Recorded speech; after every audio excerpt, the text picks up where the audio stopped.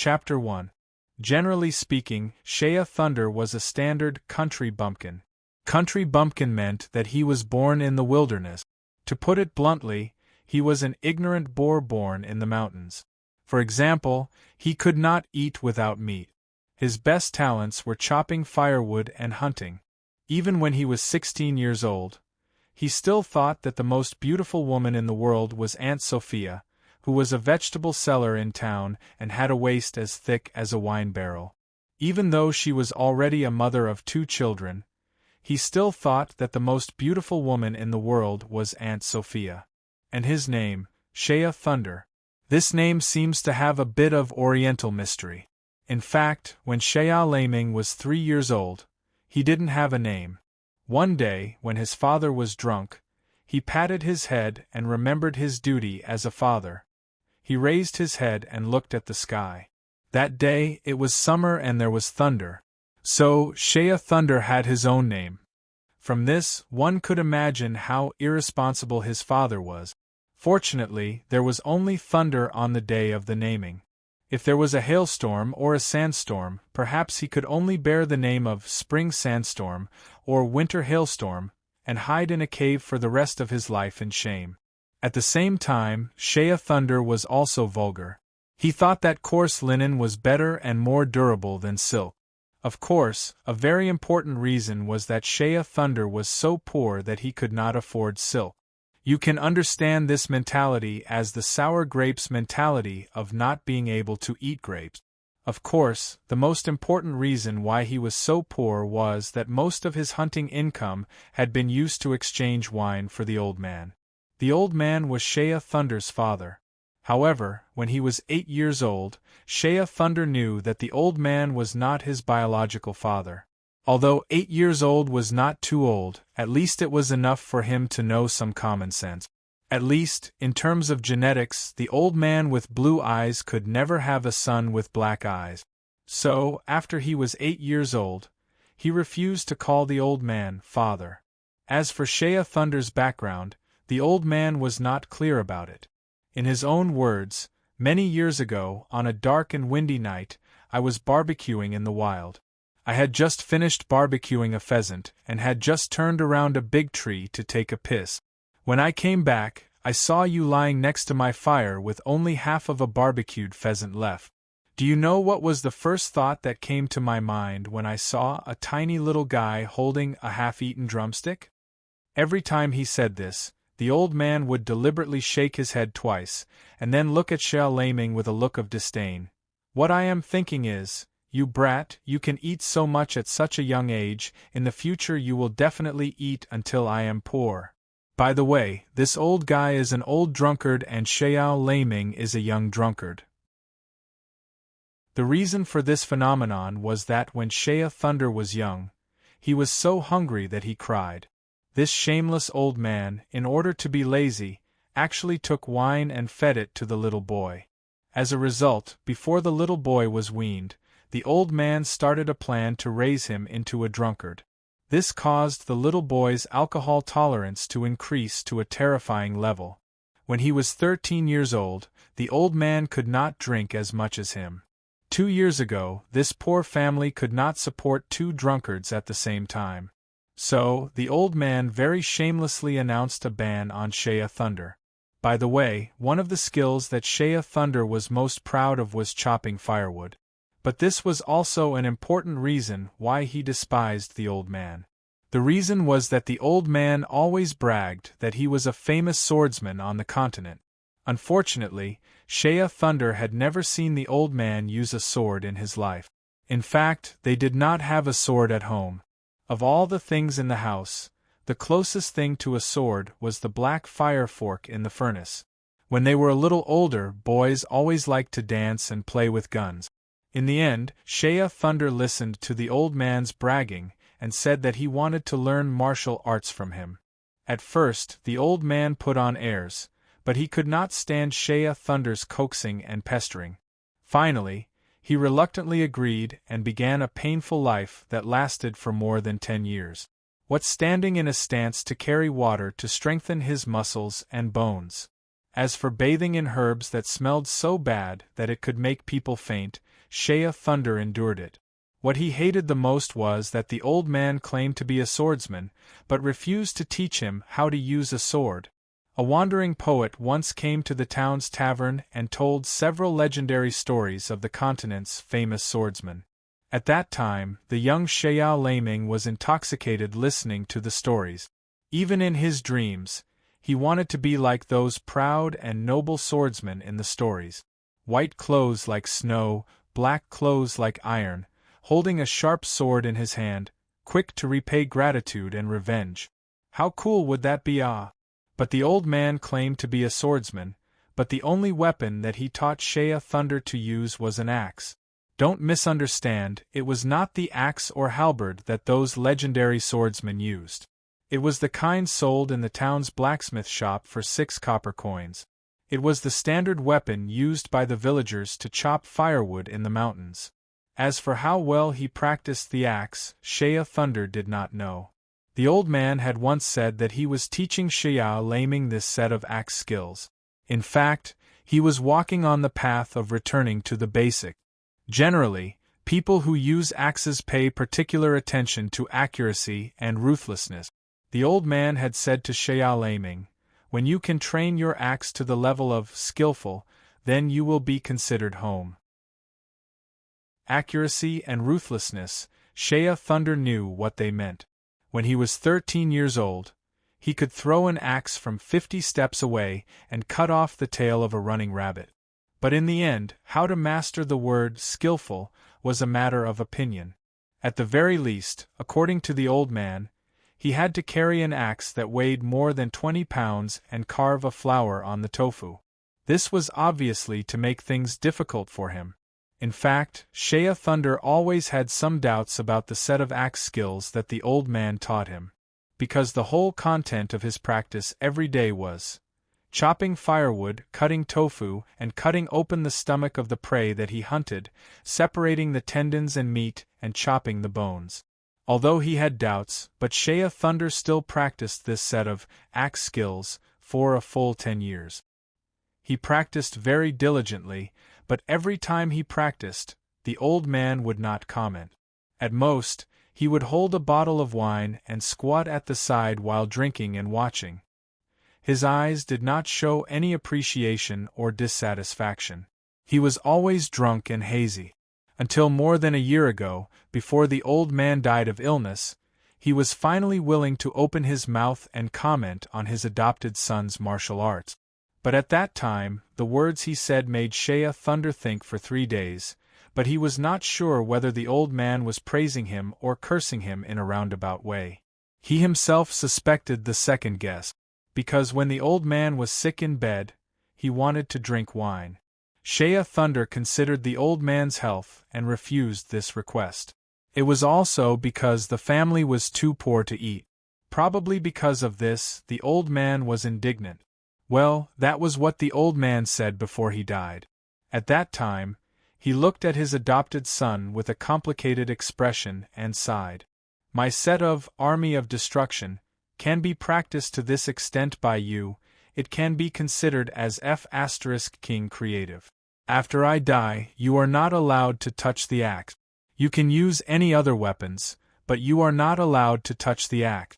Otherwise, Lao Tzu will not die in peace."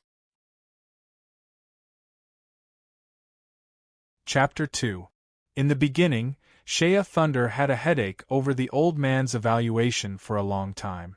With his mediocre education level, he only knew that creative seemed to be a compliment. However, dying with everlasting regret seemed to be a bad word for it. The old guy was very irresponsible about Xiao Laming's cultural education.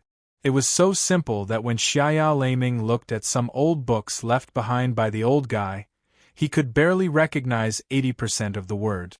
As for the words he could understand, it was not more than half. But even so, the old man still forbade Shea Thunder to look through his collection of books. For this reason, Shea Thunder was beaten by the old man many times. Only when the old man drank too much and fell asleep, would he secretly look through the books for a while.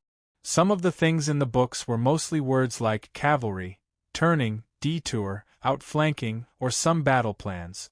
There were also things like the amount of supplies, how to transport them, various ways to deploy troops in different terrains, river battles, plains battles, canyon ambushes, and so on. In the beginning, Shea Thunder thought that these were war stories, just like the legendary battle stories told by the bards in the town. But later, he saw some differences. At least, the contents of the old man's books were definitely not as exciting as the stories told by the bards. It could even be said that they were very boring. Shea Thunder had bravely asked the old man twice. As a result, the first time, the old man directly hit his head with a stick for 3 days. The second time, the old man was drunk. He did not hit his head, but kicked him. He glared at him and scolded. When Lao Tzu was leading the army, if he met a disobedient boy like you, he would have killed you. Well, according to the old man who was full of nonsense, not only was he once a famous swordsman on the continent, but he was also once a general leading the army. Was that really the case? At least, Shea Laming is clear that a general will definitely not be unable to afford to drink wine. And the old man could only drink the cheapest rye wine. Not only was the wine spicy, but it also had a sour taste. Moreover, this small amount of money had been deducted from the gaps between his teeth. If he's a general, then Lao Tzu would be the emperor. This was Shea Thunder's conclusion. But regarding the evaluation of his axe skills, was the old man praising him or scolding him? Fortunately, he did not have to worry about it anymore. Because one day after saying those words, the old man died. In the old man's own words, his death was very creative. When Shea Thunder came back from chopping firewood, he saw the old man lying on the ground, no longer breathing. He died on the way, crawling out of bed and crawling to the cupboard where the bottle was kept. Unfortunately, he was too old and too weak. He died halfway through the climb. Before he died, his hand reached towards the direction of the wine cabinet. From this point of view, the old man was a very unique person. Even the way he died was a complete mess. For the old fellow did not know that the bottle on the cupboard was already empty. There was not a drop of wine there. Shea Thunder buried the old man. He buried him behind their simple and crude house. He found a concave area behind the hillside, dug a hole, and filled it with soil and stones. But when erecting the monument, Shea Thunder encountered a problem. The absurd thing was, for so many years, he did not even know the old man's name. Before he was 8 years old, he called him Dad. After he was 8 years old, he called him Old Man. As for the people in the town, they called him Old Drunkard or Old Bastard. After sitting in front of the grave for the whole night, Shea Thunder sighed. He chopped a piece of wood and crookedly carved a line of words. "The old man is buried here, may his soul rest in peace." He ran to the town and sold the most valuable thing in the house, the broken axe. He got 3 copper coins and used the 3 copper coins to exchange for a bottle of wine. 3 copper coins for a bottle of wine. It was undoubtedly the most high-end wine that Shea Laming had ever bought in so many years. But he poured this bottle of wine on the old man's grave and watched the wine flow into the soil. He did not drink a single sip. At dawn, Shea Thunder, who was frozen stiff, finally stood up. He stood in front of the grave and looked at the wooden plaque. There was something indescribable in his eyes. "Well, old man, you are gone. Now I am the only one left." The first problem to be solved was to feed his stomach. Although he could be considered as a professional hunter. No, it was not an exaggeration to say that he could be considered as the best hunter in the surrounding hundreds of miles. When he was 13 years old, he went up the mountain to chop firewood. He used the broken axe in his hand to chop a hungry, bloodthirsty wolf to death. This kind of wolf was a low-level magic beast that lived in the wildfire plain. When it attacked, its fur could even become harder than a turtle's shell. Its teeth could even bite off a hunter's spear. Moreover, it was agile. But at that time, Shea Thunder only used the axe to chop off the wolf's head. A gentle chop of the axe. In fact, at that time, Shea Thunder, who was only 13 years old, was so scared that he almost peed his pants. When the wolf pounced on him, he almost lost consciousness. He just instinctively followed the posture that he had practiced thousands of times and chopped with the axe in his hand. Then, he felt warm blood splashing on his face. When he opened his eyes, there was a grimacing wolf's head on the ground in front of him. The neck was broken, and the wolf's body was behind his body. Facing this scene, he took a long time to come back to his senses. Then he became excited. So, I'm already so powerful? But after he carried the wolf's corpse back, when he excitedly told the old man about this matter, the old man was very unhappy. There were 2 reasons why he was unhappy. The first was, you have practiced for so long. If you can't even kill a small wolf, you should just find a piece of tofu and kill yourself. The second sentence was the real reason for the old man's anger. You idiot, do you know that after chopping off the wolf's head, the wolf's fur is worthless? Originally, this wolf's fur could be exchanged for 2 silver coins, enough for us to drink for 3 months. Now, at most, we can only buy it for 1/10 of the price. The old man was right. That time, when Shea Thunder carried the wolf to the town, there were many people who were interested in asking about the price. But when they saw the damaged wolf's fur, no one was interested. In the end, the wolf's fur was not sold. Shea Thunder simply made a fur coat for himself. As for the wolf meat, he and the old man ate it for several days. I can't think about wolf meat anymore. Although the bloodthirsty berserk wolf's meat was unpalatable and had a sour smell, for Shea Laming, who had been starving for a day and night and was frozen stiff, it was still a kind of torture that was hard to resist. But Shea Thunder still decided not to go hunting in the mountains. He didn't want to be a hunter. Young people always had a lot of fantasies. He wanted to go out and explore. At least, in his opinion, going to the town to find a job as a helper was better than staying in the mountains like the old man for the rest of his life. Go to the town and find a job, even if it was just an odd job in a car shop. Maybe, with my strength, I can be chosen by the mercenary group and become a low-level retainer. Although his stomach was growling and his hands and feet were cold, Shea Thunder was still full of heroic spirit. Without his usual weapon, the axe, Shea Laming took out the pitch-black fire fork from the furnace and inserted it into his belt. Wearing the wolf skin robe that had several holes in it and the straw sandals that were almost worn out, Shea Laming walked down the mountain with hope in his heart. This was Shea Thunder's first step to the outside world. According to the legends told by the bards, it should be called, the wheel of history began to turn. However, when our protagonist walked down the mountain, not only did he not have any bullshit wheel, even his shoes were worn out. At the same time, he was dizzy from hunger. Chapter 3. If one had to find the most chaotic place on the continent, it would be none other than Wildfire Town. Wildfire Town's original name wasn't Wildfire Town. In fact, it had many unofficial names. This was mainly due to the confusion over the ownership of Wildfire Town. The town was located in the southern part of the Wildfire Plains, but it was an ungoverned territory.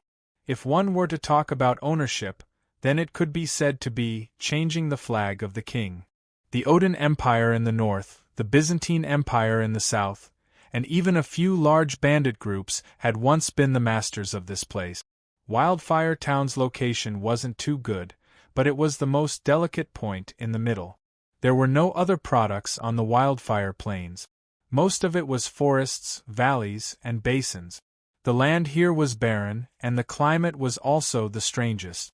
Every year, the cold air from the north would cause the Wildfire Plains to experience 3 months of cold winter. After winter, the sea breeze from the south would warm up to the north, making people feel lazy and unwilling to move. The hot and cold weather from the north and south intersected here, forming sufficient rainfall. During summer, the land would be muddy. As a result, the Wildfire Plains were cold and dry in winter, and hot and humid in summer. The people of the Odin Empire in the north were used to the cold weather of a world of ice and snow. They weren't used to the heat and humidity of summer here. The people of the Byzantine Empire in the south couldn't stand the dry and cold of winter. In addition, there weren't any products here that affected the people's livelihood, so it could be considered a place of little value. The Wildfire Plains didn't have any other products, but it was filled with ferocious wild beasts and tribes of various sizes. These tribes were both righteous and evil.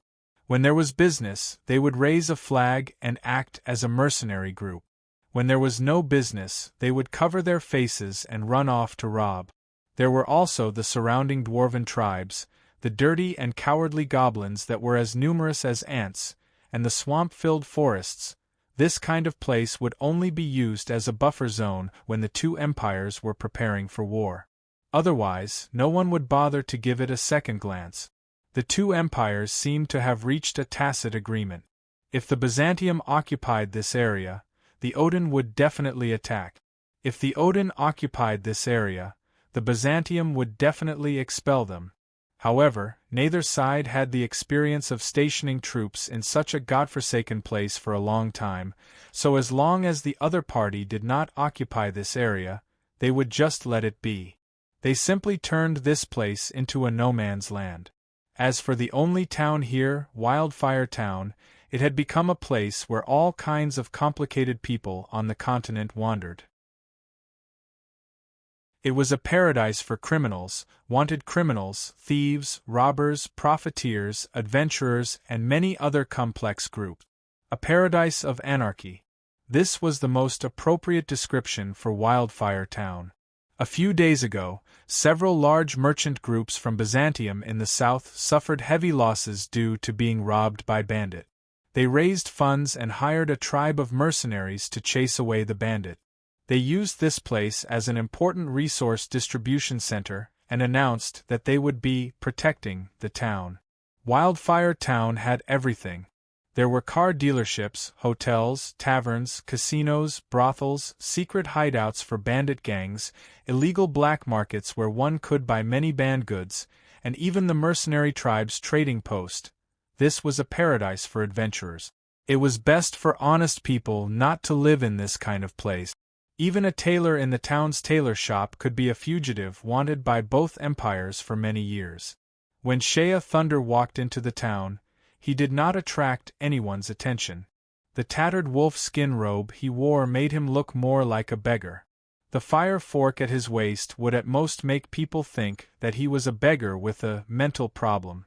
Just as Shea Thunder was shuttling through the streets of Wildfire Town like a hungry wolf, a greedy gaze shot towards him from the entrance of a shop on the side of the road. If one were to describe Theodore's appearance with the most accurate word, then that word would be wretched. If an adverb had to be added, it would be extremely, extremely wretched. He was very skinny, extremely skinny, all skin and bones. His cheeks were fierce-looking, and he had a pair of drooping eyebrows and triangular eyes that emitted a wretched and lustful light. Even when he smiled, he looked like a strange uncle who seduced little Lolas. Let's put it this way. With his appearance, walking on the streets at night, even if he did nothing, he would definitely attract the suspicious gazes of the patrolling soldiers. He once had a very glorious story. When he was studying in the capital, one evening, he met a lady by chance on a small road. The two of them only looked at each other once, and the lady only saw Todoro's appearance. She was so scared that her face turned pale, and then she screamed molestation. In the end, he attracted the attention of the patrolling guards, who indiscriminately tied him up and brought him back. Todoro tried to explain himself, but the other party only said one sentence. "You look like someone who would molest little girls." Fortunately, Todoro no longer had to suffer such humiliating treatment. The current Todoro had one of the noblest professions on the continent, the noblest. His current official identity was the Honorable Magician Todoro. Of course, this title was his own boast. In reality, Todoro was only a low-level level 1 magician. Unfortunately, he was not young anymore, and in the magic assessment, it was determined that he did not have the magic potential to continue advancing. Although the profession of magician was noble, it referred to those true high-level magicians who could call the wind and summon the rain. For a low-level magician like him, who had no magic potential, the only way out was to find a mercenary group and become a hired thug to earn some living expenses. If he was lucky enough to meet a rural noble who had not seen much of the world, he might even be recruited as a distinguished guest. Therefore, in the capital or other big cities, Todoro did not have the opportunity to prosper. He could only run to a remote place like Wildfire Town to try his luck. Moreover, it was definitely an accident that he came to Wildfire Town. He went bankrupt. This was a very preposterous matter. A magician who was famous for his nobleness and wealth actually went bankrupt?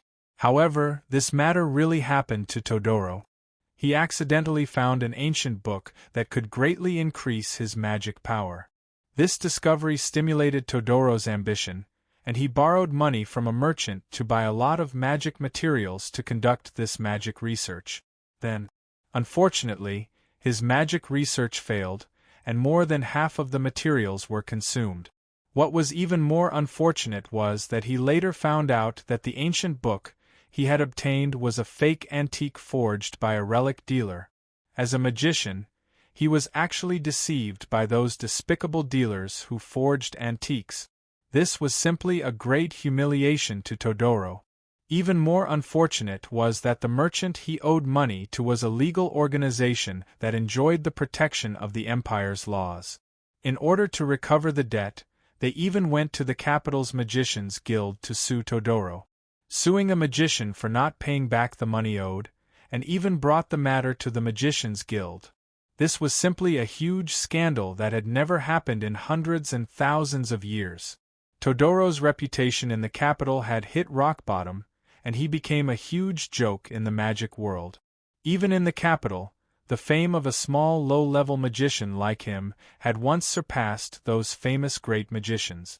In the end, Todoro could only conceal his identity and go far away. He hoped to try his luck in this lawless place called Wildfire Town. And now Todoro saw Shea Thunder. To be more precise, he took a fancy to something hanging around Shea Thunder's neck. From the perspective of a magician, Todoro couldn't help but feel greedy the moment he saw the thing hanging around Shea Thunder's neck. It was a grayish stone without any luster. But, Almighty God above, Todoro dared to swear that it was a high-quality magic crystal. Shea Thunder's path was quickly blocked. Although he was dizzy from hunger, when he saw the face of the person blocking his way, he immediately quivered. "Hello, young man, do you want to make a deal?" Todoro tried to make himself smile more kindly, but obviously, his efforts were in vain. Because when Shea Thunder saw him, his face was full of vigilance. At the same time, he held the fire fork at his waist with one hand, and the other hand quickly covered his pocket tightly. Chapter 4. Do I look like a bad guy? Todoro suddenly had the urge to cry. However, in front of a beggar, he still put on the airs of a mage. Looking at Shea Thunder's strong physique, he dispelled the idea of snatching him by force. I'd better trick him to a secluded place and knock him out. Todoro narrowed his triangular eyes and put on a reserved smile. Let me introduce myself first. I'm a mage. Shea Thunder stared blankly at Todoro without any reaction. Todoro didn't get the look of awe that he expected. It seemed that when the young man heard the word sorcerer, it was no different from hearing pig-head. After a moment of awkward silence, Theodore finally lost the patience to continue glaring at each other. He coughed and said, "Ahem, don't you know what a sorcerer is?" "I know." Shea Thunder nodded honestly. Although he was a mountain man, he often visited Wildfire Town. How could he not know what a magician was? Then, aren't you surprised that a noble mage is standing in front of you? Theodore himself was a little surprised. To be able to remain calm in the face of a magician, could it be that this young man was an expert who had hidden his strength? But judging from his appearance, his age, the tattered leather robe he was wearing, and the way he wore his hair braided, as was the custom of the local mountain people, he looked honest, wooden, and simple. No matter how one looked at him, he did not look like an expert. Because you don't look like a magician. Shea Thunder told the truth. He seemed a little embarrassed and scratched the back of his head shyly. I thought all magicians were handsome. Todoro. Resentment continues to rise. Having been hit where it hurt, Todoro was a little angry. Then who do you think I am? Liar. Shea Thunder was an honest man, and he answered straightforwardly, My foster father taught me that if someone inexplicably shows a friendly smile to me on the road, my first reaction should be to cover my wallet tightly. Then, Shea Thunder smiled at Todoro. His expression was still calm and sincere, and his tone was very serious. Respected Mr. Swindler, you see, I'm a poor man. I don't even have a copper coin on me right now. So, I think you shouldn't waste your time. After saying that, Shea Thunder wanted to bypass Todoro. Damn it, he had walked nearly 30 miles since he came down from the mountain. On the way, he only found a spring and drank a lot of water. When he reached the town, he was so hungry that his stomach was rumbling and his belt was tightening. At this moment, he felt that he was so hungry that his eyes were green. Even if there was a piece of wood in front of him, he would eat it. At this time, the most important thing for him was to find a way to get the husky to eat. He was too lazy to waste his time with a liar. If it were any other day, he would have broken the liar's bones with a punch. Todoro grabbed Shea Thunder, who was about to leave, and said anxiously, Hey! I'm really a magician. How can you believe me? Believe you? Shea Laming blinked his eyes twice, hesitated for a moment, but still had that honest appearance. Unless you show me your magic. Okay. Todoro was so angry that he almost vomited blood. But for the sake of the high-quality magic crystal, he suppressed his anger and pulled Shea Thunder to the side of the road. He used his back to block the pedestrians on the street and stretched out a finger. Look, you see clearly. After he finished speaking, he muttered a few incantations and raised his hand. A cloud of gray powder emerged from his palm and landed on Shea Laming's body. It was a cloud of dust. Shea Thunder looked at his dust-stained robe and patted it in dissatisfaction. What magic is this? Dust-scattering spell. Theodore proudly raised his chin. This was indeed the magic that he was most proficient in. It was also one of the lowest-level spells of the earth element. Using magic to raise a cloud of dust, it could confuse the enemy's line of sight during a battle. The principle behind this was actually similar to sprinkling lime powder during a fight. Shea Thunder seemed a little disappointed and disdainful. This doesn't prove that you are using magic. His eyes were filled with suspicion as he looked at Theodore. He shook his head vigorously and said, A few days ago, I saw a circus performance in the town. It was much more interesting than this magic trick of yours. There was even a person who could catch a rabbit out of a hat. Circus? Catch a rabbit out of a hat. Damn it, what does this bastard think I am? Todoro felt like he was going to vomit blood. And maybe this cloud of dust was hidden in your sleeve beforehand. Shea Thunder looked at Todoro's wide sleeve with evil intentions. Todoro was wearing a high-quality leather robe. In order to match his status as a magician, the robe was very wide and the sleeves were rolled up a few times. Bastard! How could I do that kind of thing? Todoro felt insulted. Unless you let me check your clothes to see if you are hiding anything. Shea Thunder had a very honest look on his face. Okay. Todoro's face turned red. He felt that he had been greatly insulted. At this moment, he even forgot about the stone hanging on Shea Thunder's neck. What a joke. I am a magician, and this stupid kid thinks I am a magician? and his status as a magician was the only thing that Todoro could be proud of. He angrily took off his leather robe and threw it into Shea Thunder's hands. "Look! See if I'm hiding anything in there." "Humph!" Shea Thunder took the robe and immediately turned it over carefully. He turned it over very carefully, from the inside to the outside, from the collar to the cuffs, and even the inner lining. After checking it once, Shea Thunder casually asked, This robe of yours seems to be worth a lot." "Nonsense. This was bought from a ready-made clothing store in the royal city, and it was worth 6 silver coins. This was a genuine top-grade bearskin. This kind of clothing is worthy of a magician's noble status." Todoro angrily replied in fact, he was lying. The bearskin was really bearskin, and it was indeed bought from a ready-made clothing store in the royal city. However, the price was not 6 silver coins, but 3 silver coins. When Shea Thunder heard this, his face did not change, but his eyes flashed with a strange light. He raised his head and looked at Todoro with a harmless expression. "I have finished looking. I have to say, you are indeed not a sly liar." "Of course." Todoro puffed up his chest. Shea Thunder suddenly grinned. "However, you are a stupid liar." As soon as his voice fell, Shea Thunder suddenly hugged Todoro's high-quality leather robe and ran away. He ran very fast, and in the blink of an eye, he entered a small alley by the side of the road. Todoro was stunned on the spot, as if he had become stupid. His eyes were wide open for a good while before he suddenly roared, "Someone stole my clothes!" When he chased into the alley, where was Xiao Laming's shadow? Shea Thunder was a local after all.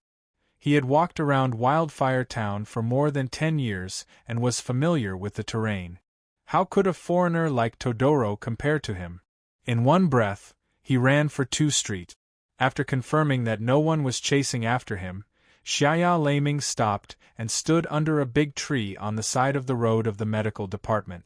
He took 2 deep breaths and touched the top-quality robe in his hand. "My luck is really good.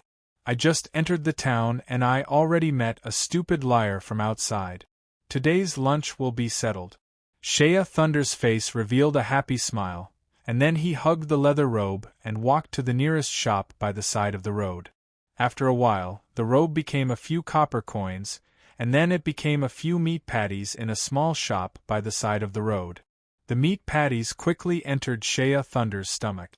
Patting his stomach that was no longer growling, Shea Thunder sighed contentedly. "Sigh, what a pity. In a place like Wildfire Town, it's very hard to meet a fool from outside like that guy. Now that I've filled my stomach, it's time to find a job." Shea Thunder walked towards the black market with his head held high. This was the first meeting between Shea Thunder and Todoro. If one were to go by the magnificent words of the bards, it would be described as follows. On a certain day, the future king of the continent, Shea, met his first loyal subordinate, Lord Todoro. The great king of Shea emitted an unparalleled aura of a king, causing Todoro's tiger body to tremble and submit. From then on, he swore to follow King Shea for the rest of his life, unswerving until death. The wheel of history continued to roll forward.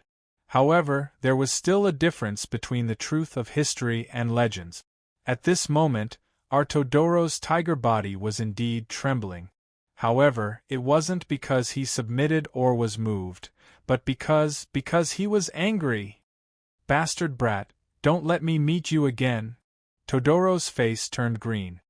He angrily spat out, "There are no good people in Wildfire Town."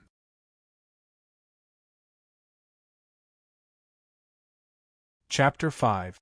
If one had to name the most lively, and chaotic place in Wildfire Town, it would be the Black Street. Black Street wasn't an official name.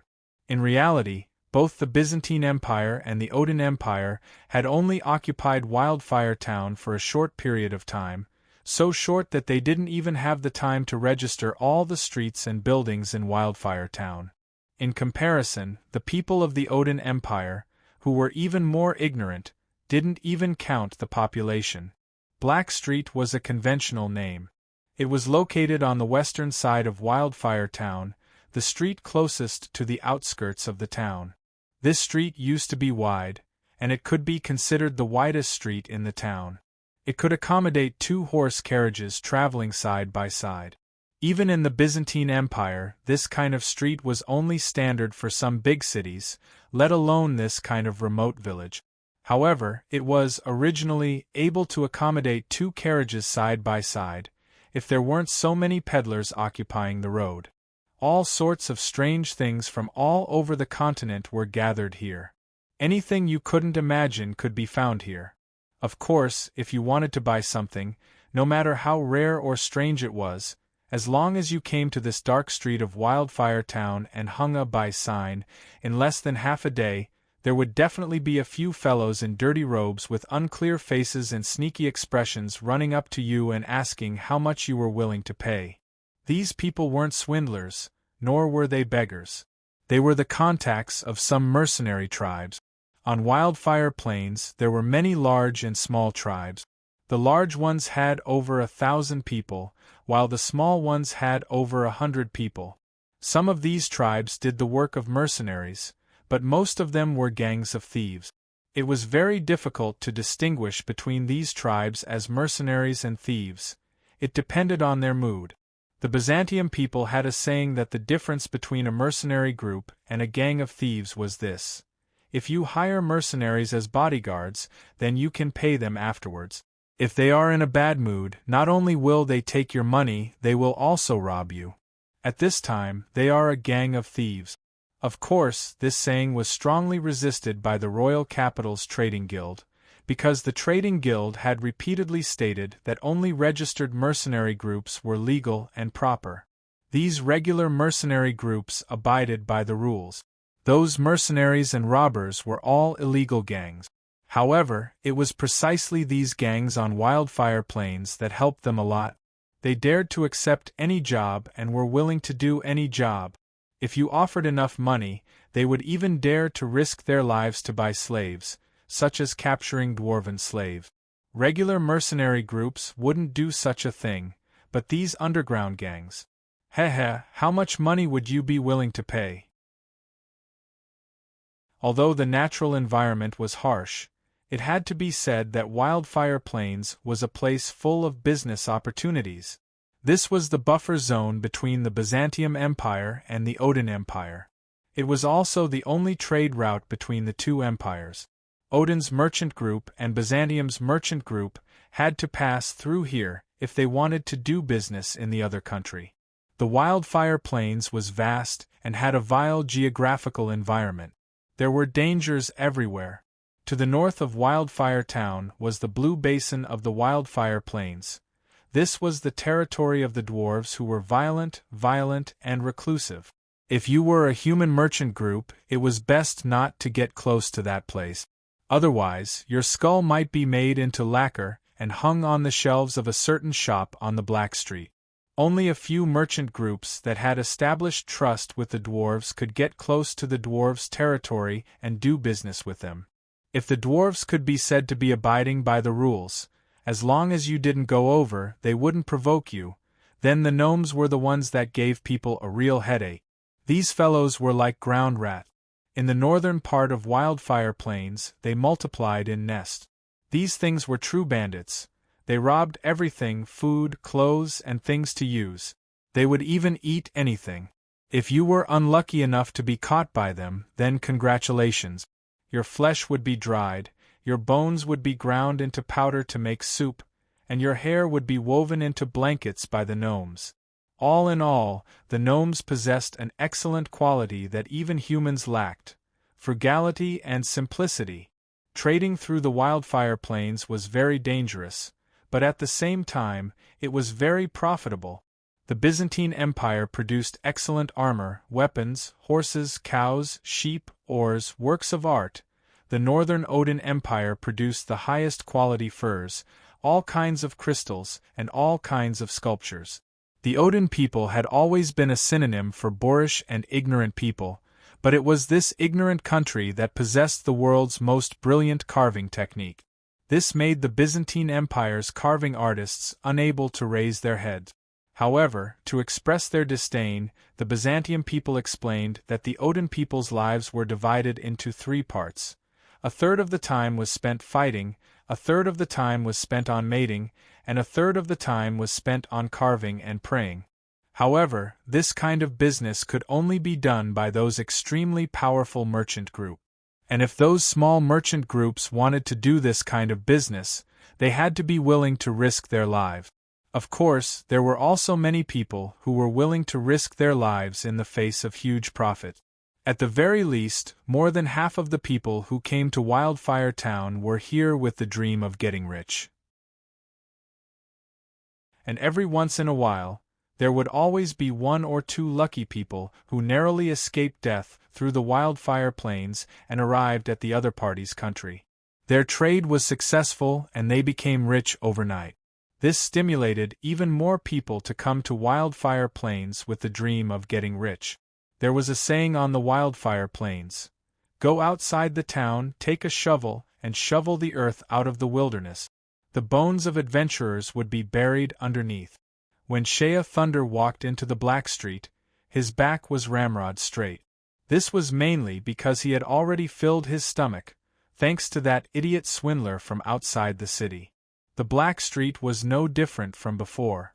It was just that the bandit group that had occupied Wildfire Town a few days ago had been chased away. The ones patrolling the streets now were a mercenary group. The people of Wildfire Town were already used to this kind of thing. Moreover, these new mercenary groups were very disciplined and didn't raise the tax rate. By the way, the tax rate in Wildfire Town was very simple. There was only one kind of tax here: the entry tax. No matter who you were or what your status was, when you entered the town, you had to pay a copper coin tax based on the number of people. Other than that, there were no business taxes or any other taxes. Today, when Shea Thunder entered the town, he gave the last copper coin in his pocket to the soldiers at the gate. So, if he couldn't find a job today to earn some money, then he really would have to join the beggars' sect. The Black Street was crowded with people. Sounds of quarreling and shouting could be heard from the shops and stalls on both sides of the street from time to time. The people here were tough. Those who dared to travel thousands of miles to adventure here were mostly not good people. So, there were no good people in Wildfire Town. These valiant fellows, even when bargaining, it was as if they were scolding people. Occasionally, some drunkards would be thrown out of the taverns by the side of the road and thrown into the trash pile in the corner. There were also some suspicious-looking fellows sneaking around the crowd. These people were all doing the work of a cheat thief. Fortunately, none of the cheat paid attention to Shea Thunder. He looked worse than a beggar. Shea Thunder followed the flow of people and looked around, looking for a job that could earn him money. His plan was very simple. First, he had to earn a sum of money. His plan was to first take on the job of a demon hunter. Demon hunters and hunters were 2 different professions. Although the jobs they did were generally similar, the targets they hunted were different. Hunters hunted rabbits, foxes, pheasants, aardwolves, and the like. As long as you knew how to shoot arrows and set traps, you could do it. But demon hunters only hunted for one thing: magical beasts. When the old man was still alive, he had forbidden Shea Thunder from hunting magical beasts. However, Shea Thunder didn't want to be a country bumpkin hunter holed up in the mountains for the rest of his life. The life of a demon hunter was full of adventure and excitement, as well as earning money. This was what young people yearned for. So, he had done this kind of shady business several times behind the old man's back and had also successfully hunted some magical beasts. Unfortunately, he hadn't been able to save much money. Most of his income had been turned into alcohol to fill the stomachs of the 2 drunkards at home. Finally, Shea Thunder found a target. At the end of the Black Street, there was a small shop with a sign hanging in front of it: "Looking for a magical beast cub at a high price."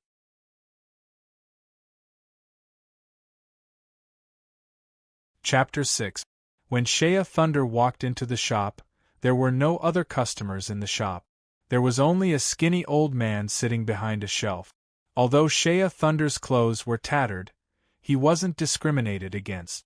The old man enthusiastically stood up to greet him with a brilliant smile on his face. His small squinted eyes shone brightly. This kind of smiling face was just short of carving the word profiteer on his face. "Dear customer, what do you need?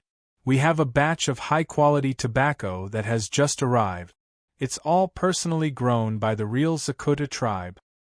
Looking at your age, you shouldn't be interested in tobacco.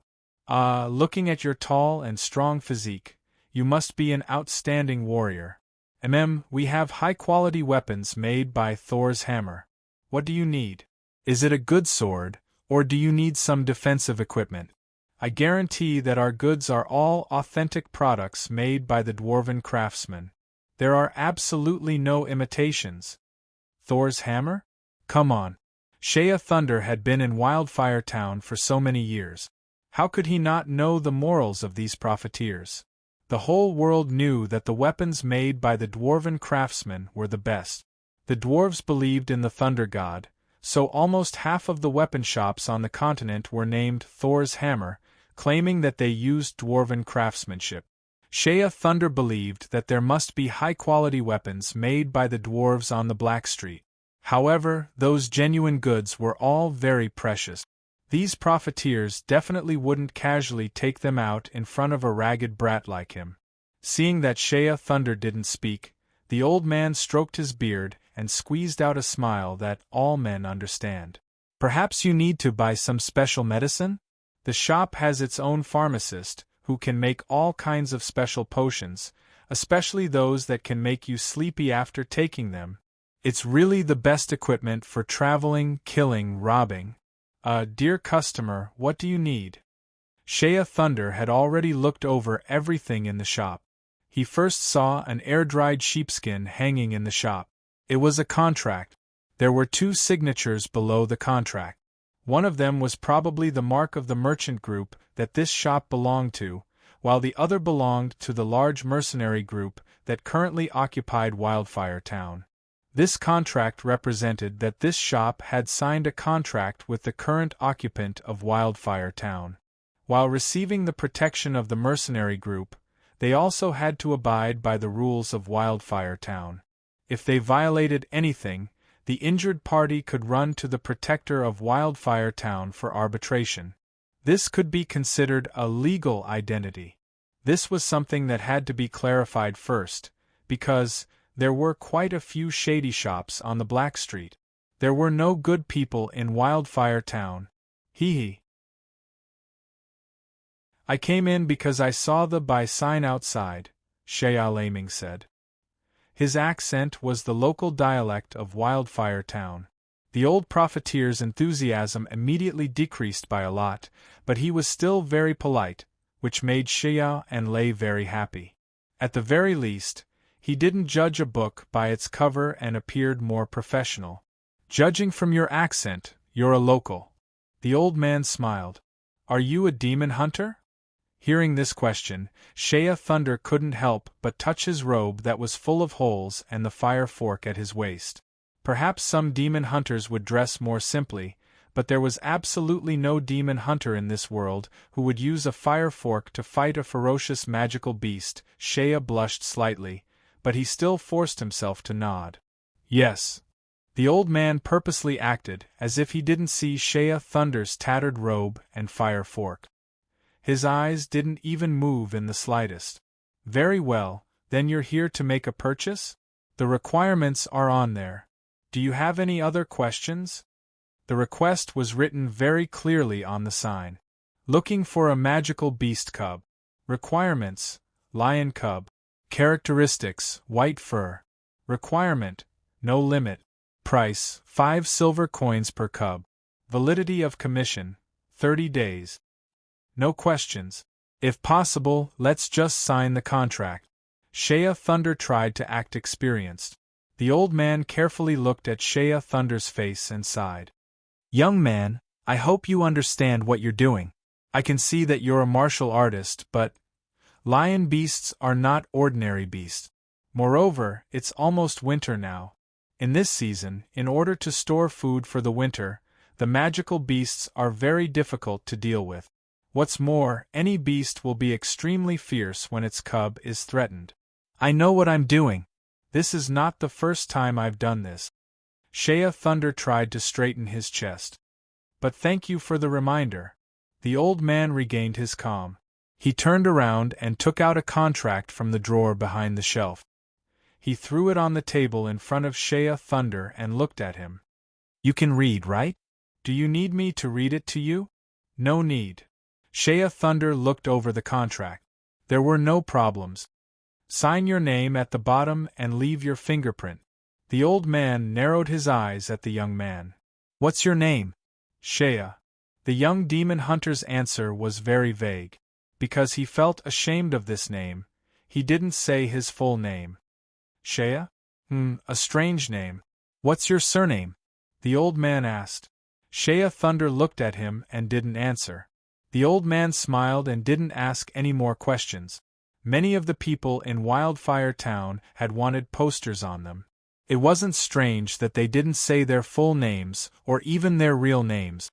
I need some money in advance. Shea Laming embarrassedly stated his request. The method of paying in advance was very common in Blackstreet businesses. Usually, one could ask for an advance of 1% of the price. After all, the things one wanted to buy were usually very difficult to obtain. Many of them required risking one's life. Of course, in order to prevent people from using this method to cheat money, after signing the contract, you couldn't take the advance payment and run away. If you dared to do so, then you would be banished by the occupiers of Wildfire Town. If you were lucky, you would be severely beaten. If you were lucky, you would be hanged.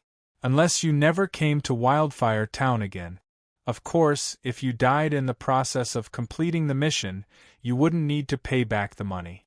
The old man straightforwardly took out 5 copper coins on the counter. Obviously, the experienced old man could see Shea Thunder's predicament. Young man, take it and eat your fill. You'll only have the strength to work when you're full. Thank you, I'm already very full. Shea Thunder quickly put away the copper coins and the contract. After hesitating for a moment, he couldn't help but ask, why would someone want to buy lion cubs? The fur of these things isn't worth much and the meat isn't delicious. Moreover, these low-level magical beasts don't have magic cores. Looks like you're not completely ignorant about magical beasts. The old profiteer answered this question. Lion cubs all have snow-white fur. Only when they reach adulthood will they shed their fur and turn into a fiery red color. Sigh. Recently, there's been a trend among the nobles in the capital. They think that lion cubs that are snow-white are very cute. Many nobles like to buy them and raise them as pets. Nobles are all like this. They pay the money and then someone will risk their life for them. This is very fair. Shea Thunder didn't say anything else and prepared to leave. The old man behind him added, seeing that you're very young, I'll tell you an important piece of news. I heard that someone saw lion beasts on a mountain to the north of Wildfire Town. I'll point you in the right direction so that you won't waste time in the process of searching. Shea Thunder didn't turn around. He left a thank you and walked out with his head held high. In the shop, the old man sat back down. He lowered his head and took out an account book to record a few things. At this time, a worker who had just finished his work came out from the back of the shop. He smiled and said, Sir, do you have business? It's nothing. It's just a child who was prepared to risk his life for money. The old profiteer raised his head and shook his head. What a pity. A young life. I wish him good luck. I hope my 5 copper coins won't be wasted. You're always so kind. The worker smiled as he complimented, revealing a mouthful of yellow teeth. Have you forgotten the saying that has been passed around here? In Wildfire Town, people are buried everywhere. Shea Thunder made full use of the 5 copper coins. He haggled for half a day in the blacksmith's shop. He spent 3 copper coins to buy a rusty axe, 1 copper coin to buy a piece of rye bread, and the last copper coin to buy a little bit of the cheapest wine. It wasn't that he was addicted to alcohol, but as an excellent hunter, he knew that when hunting in the mountains during this cold season, drinking wine could keep his body warm when necessary. With the axe on his back and the bread and water bag filled with wine in his arms, Shea Thunder walked out of Wildfire Town and headed north, still wearing the tattered wolf skin robe and the worn-out straw sandals.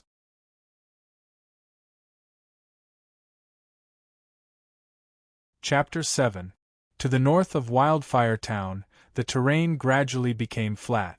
Large tracts of forest occupied most of the northern part of the Wildfire Plains. There weren't any tall mountains here. Even if he occasionally encountered a few highlands, they were just some hillsides. However, these hillsides that weren't high often stretched for 7 to 8 miles. It was as if the heavens had set up roadblocks one after another on the Wildfire Plains. Shea Thunder climbed over the hills. The skills he had trained in the forest since he was young were put to good use. His running speed on the hillsides and in the forest was even faster than on the flat road. He arched his body like an agile and strong lynx as he ran through the forest. As he ran, his body was able to nimbly dodge the branches that occasionally appeared on both sides. His feet stepped on the ground full of fallen leaves and only made a very light rustling sound. In fact, Shea Thunder had already consciously controlled his speed. He had to conserve his energy because he knew that he didn't have much food left.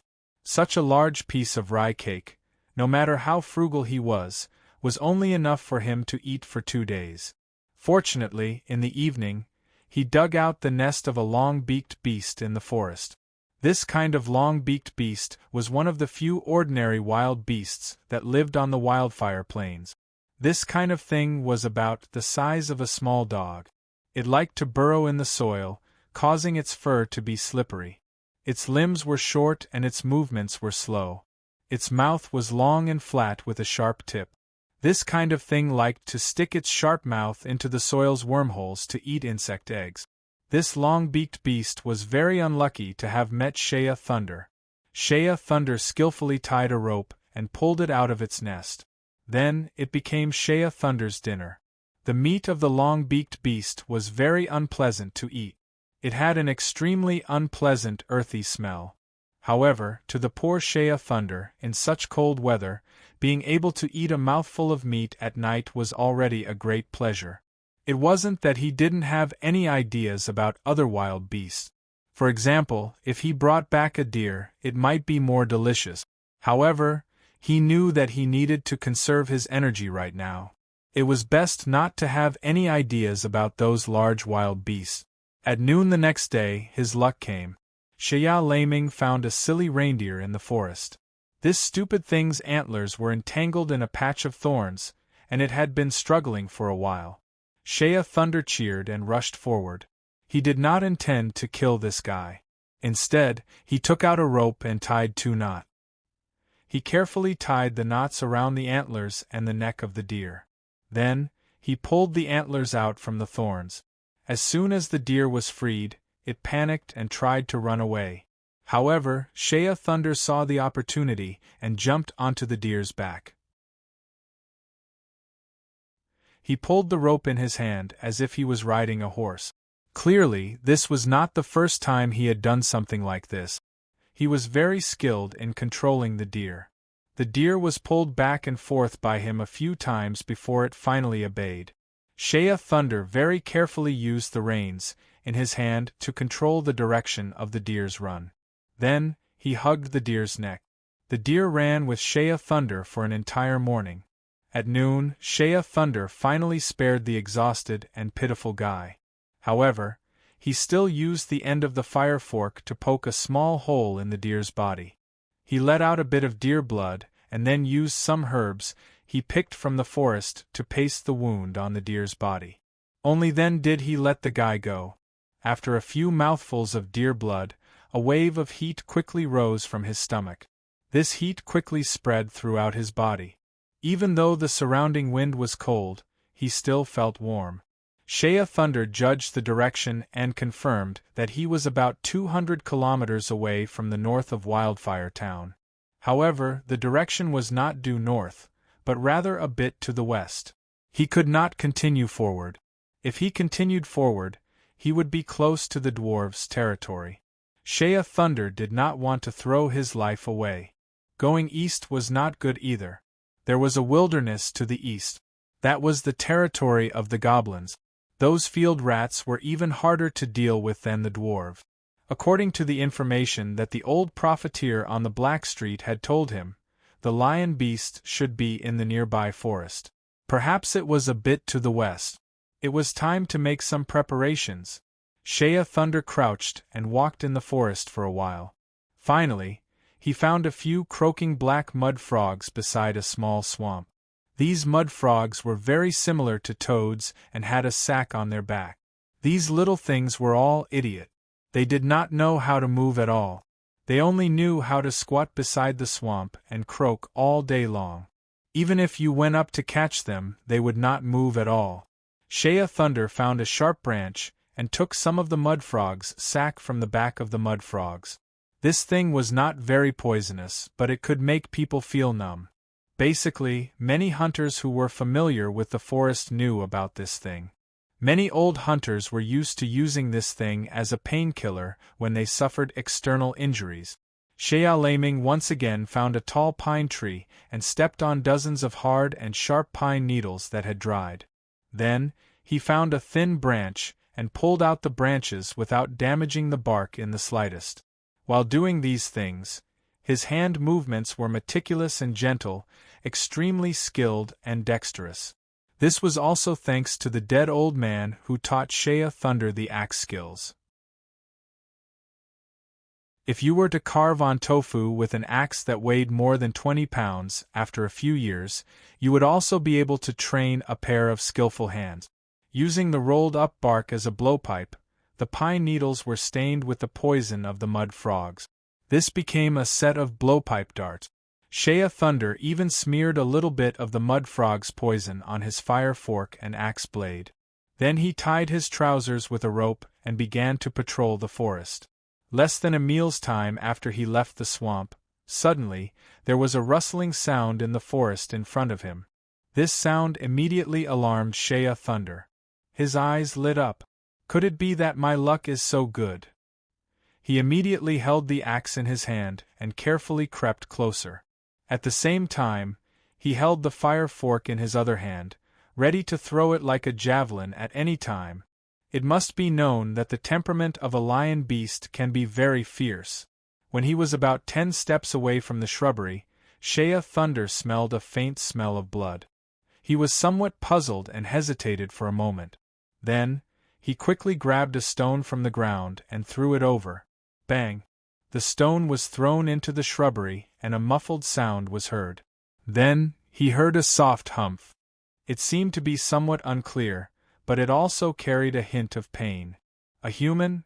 Shea Thunder was surprised at first.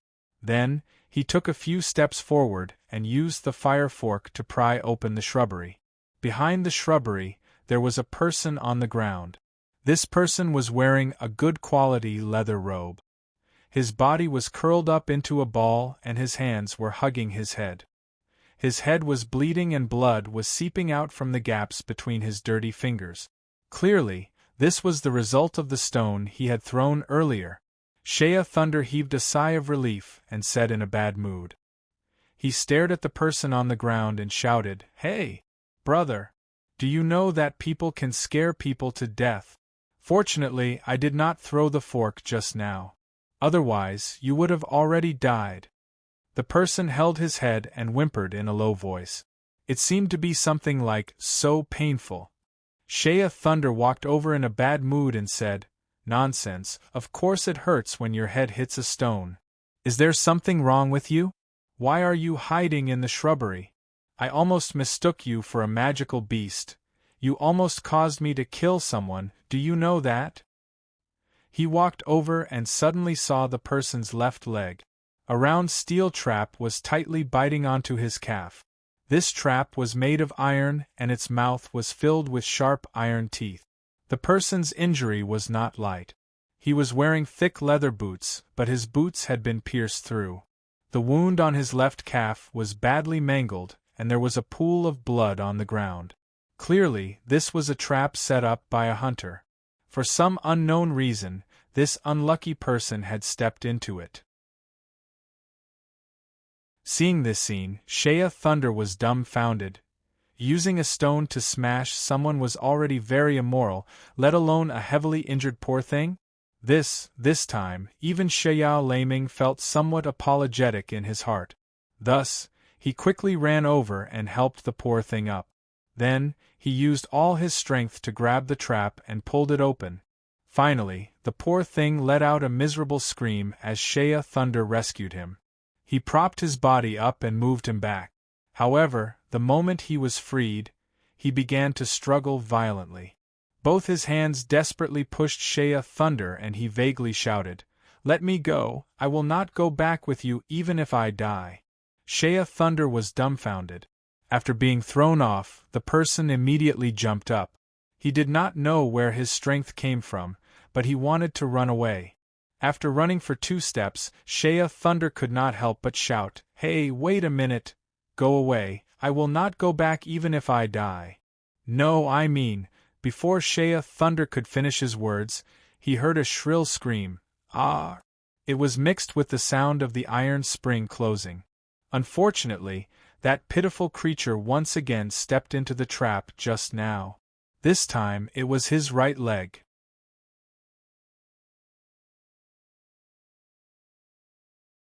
Chapter 8. This time, Shea Thunder helped him pry open the trap. The poor guy did not even have the strength to cry out in pain. His hands tightly held onto his boots as they trembled. "Hey, let go! I will help you take a look at the wound," Shea Thunder shouted. The guy did not respond. He simply used force to pry open the other party's hands and forcibly took off his boot. The 2 calves were bitten by the sharp teeth, and there was a circle of wounds. The wounds were badly mangled and blood was flowing out. Fortunately, Shea Thunder pinched his calves and the bones were not broken. "Sigh, you are lucky," Shea Thunder sighed. He took out the prepared blow dart and inserted a few pine needles into the wound on the other party's calf. "Ah!" the guy screamed and said with a trembling voice, What are you doing? Don't move. I am helping you stop the pain." Shea Thunder felt sorry for his pine needles. Sigh, in this season, it was not easy to find mud frogs. These poisonous needles were originally prepared for the lion beast. Now, they were used to save people. The paralyzing poison of the mud frogs worked very quickly. In a short while, the guy's groans gradually stopped. The poor thing felt his calves gradually go numb and the pain lessened. He raised his head and looked at Shea Thunder in horror. What did you do to my legs?" Without waiting for Shea Thunder to speak, he suddenly raised his trembling finger and pointed at Shea Thunder. He screamed, "Ah! I know. You are going to saw off my legs." "No, no!" After saying that, he waved his hands and struggled with all his might. His fingers almost cut Shea Thunder's face. Shea Thunder became impatient and said angrily, "What are you shouting for? What do you mean by saw off your legs? Is there something wrong with your head?" The poor thing suddenly shed tears and said in a desperate voice, "You don't have to lie to me. Such a serious injury. I have heard that before surgery, anesthetics are used first." "You idiot!" Shea Thunder was too lazy to talk nonsense with him. After looking around for a while, he stood up and grabbed a bunch of green leaves from the ground. He stuffed them into his mouth and chewed hard a few times. After chewing them into a paste, he spat them out and smeared them on the guy's leg injury. Immediately, the bleeding of the wound slowed down. "Stay still and don't move. Don't make a fuss if you don't want to cut off his leg." Shea Thunder decided to intimidate the other party. Then, he nimbly pulled out 2 ropes and looked at the other party's robe. Without asking the other party, he stretched out his 2 large hands and tore off 2 pieces of cloth from the other party's robe. That guy was probably scared out of his wit. His mouth was wide open as he stared at Shea Thunder. It was only when his clothes were torn that he suddenly screamed, "Ah!" This time, the sound it made was actually twice as loud as when it had stepped on the trap. The voice was shrill and miserable. It sounded like a stray cat whose tail had been stepped on. "Who?" With a flip of his hand, Shea Thunder stuffed the rest of the medicinal paste into the other party's open mouth. Next, he quickly used a piece of skin to wrap up the man's legs. After tying them up, he stood up and looked at the other party with disdain. "All right. Stop screaming. You won't die." The other party stared at Shea Thunder with a pair of eyes filled with fear. It was likely that he was completely dumbfounded. After a long while, he coughed violently and spat out the medicinal paste in his mouth. Pay. It stinks. How could you do such a thing to me? You put something you ate into my mouth. Stinky?" Shea Thunder rubbed his head. "It's the smell of medicine, right? I don't have bad breath." He grinned, revealing a row of white teeth. As he spoke, he casually applied the medicinal paste on the wound on the man's forehead. Then, he smiled and said, "Hey, I saved you. Even if you don't say thank you, you don't have to scold me." "Save." The other party shook his head, and there was a look of fear in his eyes. Finally, he calmed down and hesitated for a moment before saying in a low voice, "Thank you. No need." Shea Thunder waved his hand in a forthright manner. He turned around and was about to leave. After taking just 2 steps, the other party behind him shouted, "Hey, wait. Is there anything else?" Shea Thunder frowned. He was still thinking about the demonic beast. "You." The other party seemed to be afraid of Shea Thunder's rude actions. He helplessly whispered, You are leaving just like that? What about me?" He gathered his courage and stared into Shea Thunder's eyes. "What I mean is, my leg is injured and I can't walk. This is also the wilderness. Even if I don't starve to death, if a wolf comes, I'm afraid." Shea Thunder impatiently frowned. After hesitating for a moment, he finally sighed and stomped his foot. "Fine, I'm scared of you. No matter what, it's still a life. Let's save him to the end. Let me say this first, you are not allowed to scream. It's very dangerous here. If you scream and attract some ferocious demonic beast, it will be terrible." After saying that, he reached out and propped the other party up. With Shea Thunder's threat, the other party was clearly in so much pain that his forehead was covered in cold sweat. However, he bit his lips and refused to make a sound. However, after he stood up, Shea Thunder was shocked to find that the other party was not short. Shea Thunder himself was 18 years old. In Wildfire Town, he was already considered tall. However, this person was actually a bit taller than him. However, his shoulders seemed to be a bit narrower, and he seemed to be too weak to stand up to the wind. "What a waste of your height. To be so skinny, sigh." Shea Thunder propped him up and walked a few steps. He could feel that the other party's body was very heavy. He could not help but laugh.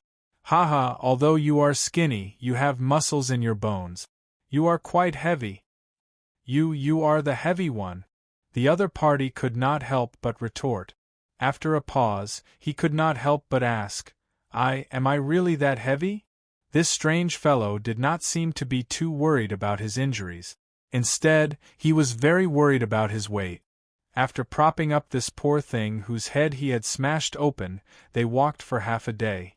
By then, the sky had already turned completely dark. Shea Thunder looked at the sky and then at the surrounding terrain. Finally, he picked a concave area and placed the poor thing down. "We will stay here tonight." He clapped his hands and then ran around to pick up a pile of dry branches. He piled them into 2 piles and used flint to light a fire. When night fell, the wildfire plains was still very cold. The other party clearly could not stand the cold.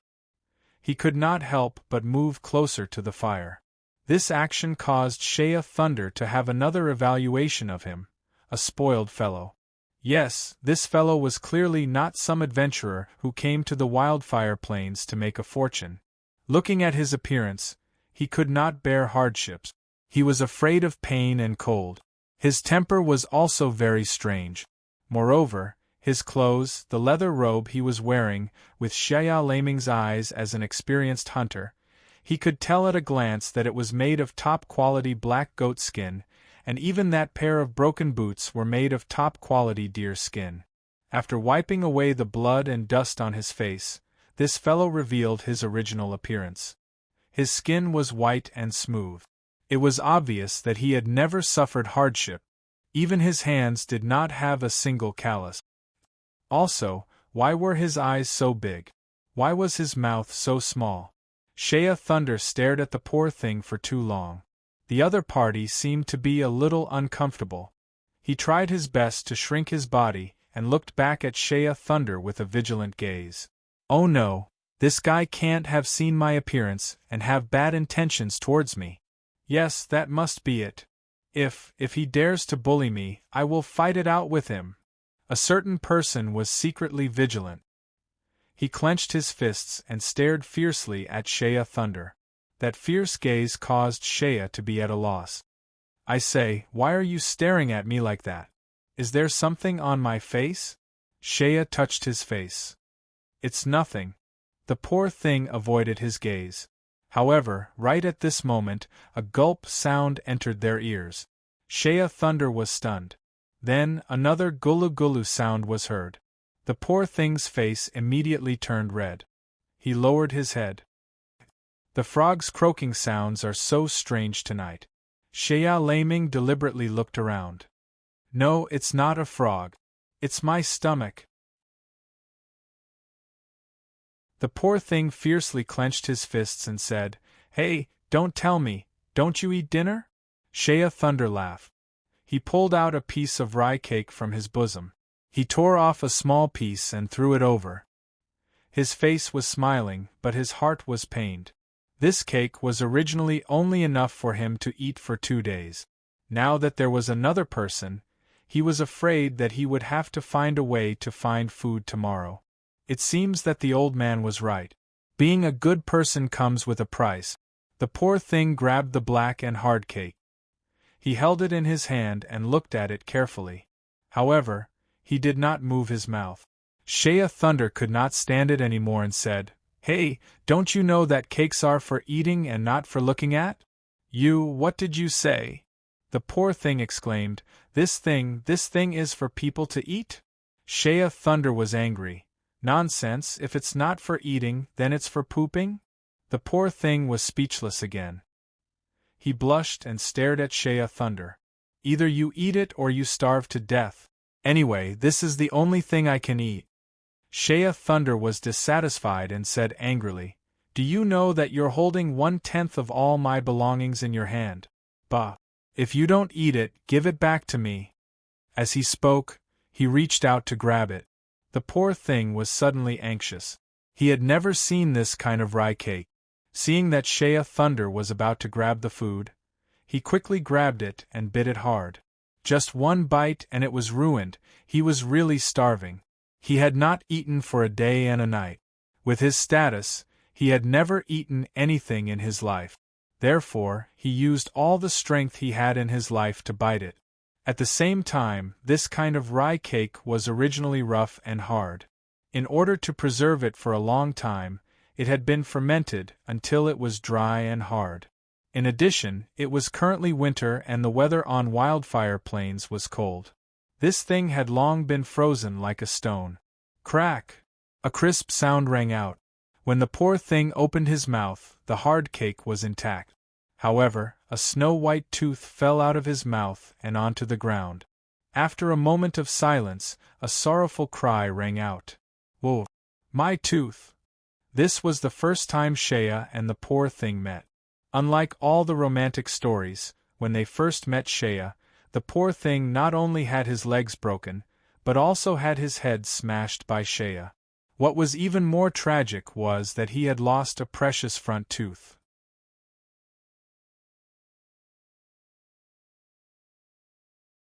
Chapter 9. Looking at the poor thing crying out loud, Shea Thunder laughed so hard that he almost choked.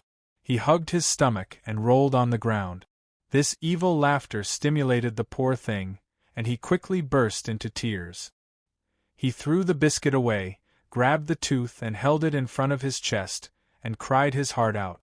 When Shea Thunder had enough of laughing, he stood up, picked up the biscuit, and stuck it with a fire fork. He put it over the fire for a while and said with a smile, "You must have never stayed in the wild before.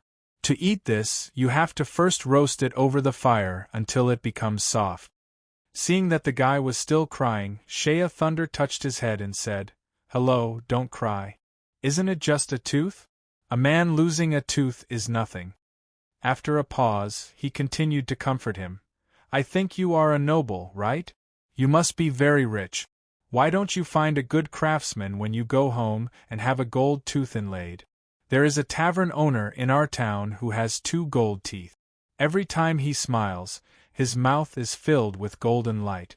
Don't even mention how magnificent it is."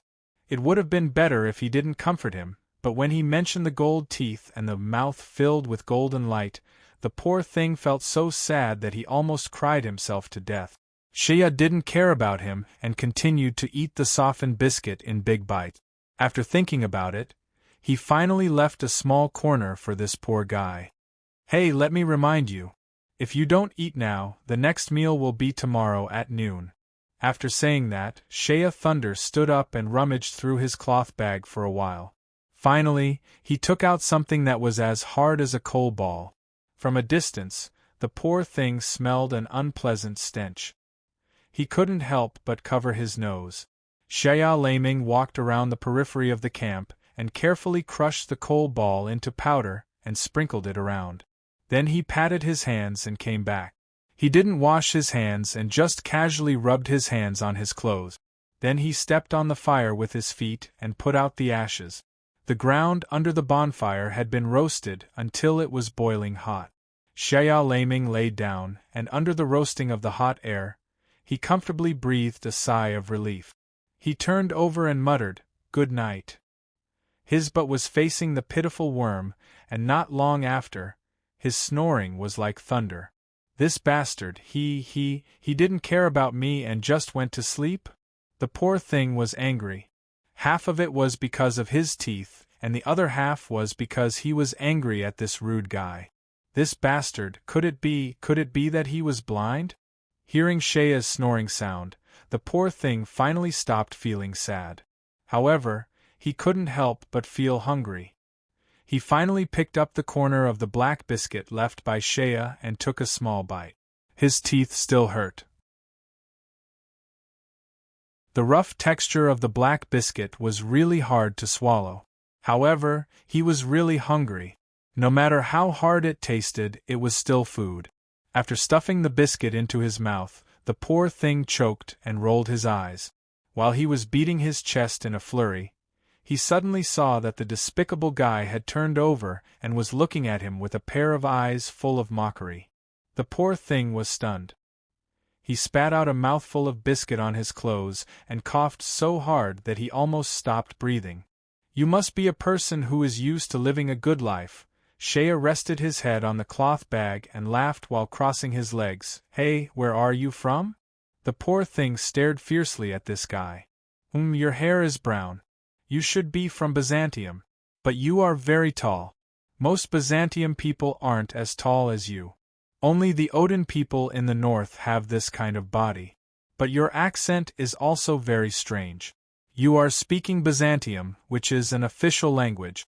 However, your pronunciation is very awkward and stiff. It doesn't sound like the Odin people. I've seen some people from the Odin Empire in Wildfire Town. When they speak Byzantium, they always have a big tongue. Their tongues are naturally not curved. Haha. Who are you? Why did you come to this dangerous wilderness alone, and even step into a hunter's trap? The poor thing didn't speak. He still stared at Shea with a disgusted expression. Shea snorted. "Forget it if you don't want to say it.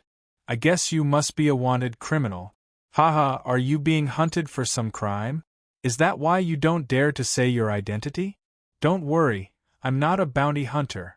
I won't exchange you for a bounty. Then who are you? The poor thing finally spoke. I'm a demon hunter. At this point, Shea Thunder proudly puffed out his chest. The poor thing looked at him with disdain. Demon hunter? Just relying on that broken axe of yours and that flaming fork of yours? I've seen a lot of demon hunters. They are all well equipped. Any one of their equipment is worth 100 times more than all of your belongings. Do you have any anti-magic equipment? Do you have any anti-magic weapons? I think you're just a third-rate crappy little demon hunter. This sentence immediately poked Shea Thunder's sore spot. He snorted and rolled his eyes. The old guy is right. Ugly people make more trouble. The poor thing's big eyes instantly widened. He looked at Shea with a look of disbelief. After a while, he suddenly jumped up. He ignored the injury on his leg, the pain on his head, and even the small piece of his front tooth. He growled at Shea. What did you say? You said I'm ugly? The poor thing flew into a rage. It was as if he had heard the most unbearable insult. Isn't that so? Shea Thunder said confidently. He looked at the guy with disdain. As a man, your appearance is simply unworthy of the title man. Look at you. You're so tall, but you're so thin that you can't even open the trap. And your face, a handsome man should have a strong physique, a strong body and muscles. He should have a square face, thick eyebrows and a wide mouth. It would be best if he had a scar on his face. Drinking wine and eating meat. That's what a real man is.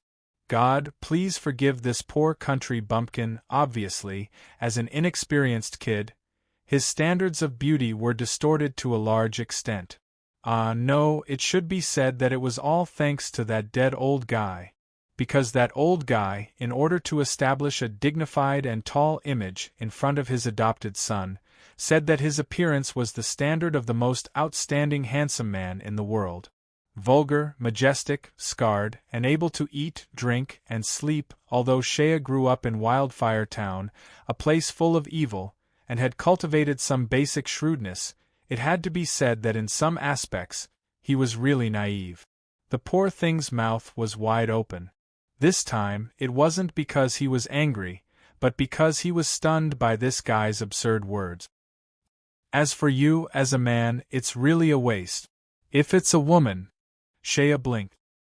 So what if it's a woman? The poor thing couldn't help but ask. If it's a woman, it's even more ugly. Shea's words almost made the poor thing vomit blood. Ugly? You actually said I'm ugly? The poor thing was angry. Heads could be broken, blood could be shed, but as a beauty, being belittled in terms of appearance was something that all beauties in the world couldn't tolerate. You country bumpkin, tell me, what kind of woman is good-looking? First of all, big breasts and big buttocks. Shea raised his hands and made two extremely exaggerated arcs. Women with big buttocks can give birth to many children, and women with big breasts can have enough milk to feed their children. Also, their hands and feet need to be thicker so that they can work, carry water, do laundry, and cook. Hee. The pitiful worm was no longer angry. Instead, she looked at Shea, who was talking with great interest with a strange expression. Hey, then, what about your face? What do you think a good-looking woman's face should look like? Face? Does it matter what the face looks like? Shea seemed to be very disapproving. The old man said, "Turn off the light, a woman with any appearance is the same." He purposely put on a very experienced look on his face. The poor thing began to feel pity for this poor country bumpkin. Who is this old man you are talking about? My adoptive father. The pitiful worm sighed, looked at Shea, and asked in a low voice, "What you said, did your adoptive father teach you?" "Yes." "Well, I understand." The poor thing's tone was very firm. "Your adoptive father must have a grudge against you." Unable to reach an agreement, the two of them simply turned over and went to sleep. In the middle of the night, the poor thing was in a daze when he felt the cold air invading his body. The ground under him that was heated by the bonfire had cooled down. He curled up into a ball, but he was still unable to resist the cold air. In his sleep, he instinctively moved toward the only source of heat that he could feel around him. Shea was in a daze when he felt something soft burrowing into his arms. He did not hesitate, turned over and pressed his thigh on the other party's waist. In a daze, he felt as though he was hugging a soft quilt. He even evilly rubbed himself against it. When dawn approached, the poor thing woke up first. He did not sleep well the whole night. When he woke up, he immediately found something terrifying. Since when was she in the arms of this country bumpkin? He instinctively wanted to scream, but he quickly found that the country bumpkin was still sleeping at the place where he slept last night. He, on the other hand, had moved far away. He vaguely remembered that he was the one who took the initiative to crawl over last night. His heart was beating wildly. This country bumpkin's body had an unpleasant smell of soil. However, the warm embrace made the poor thing, who was afraid of the cold, reluctant to part with it. However, just as he was about to move his body, he found something even more terrifying. Let us analyze it carefully. Firstly, Shea had pressed his thigh on the poor thing's body. Well, although this was overboard, it was nothing compared to what was next. Secondly, Shea was a young and strong man. Moreover, judging by his standards as a good woman, he was clearly still a virgin. Thus, in the morning, his body had an instinctive reaction that all men in the world would have. Almighty God is my witness. The poor thing had lived for 17 years and had never been violated by a man in such an overboard manner. Thus, he immediately made the most instinctive reaction. He bent his body, bent his knees, exerted force. Push! Ah! A scream rang out. Ah! A miserable cry rang out.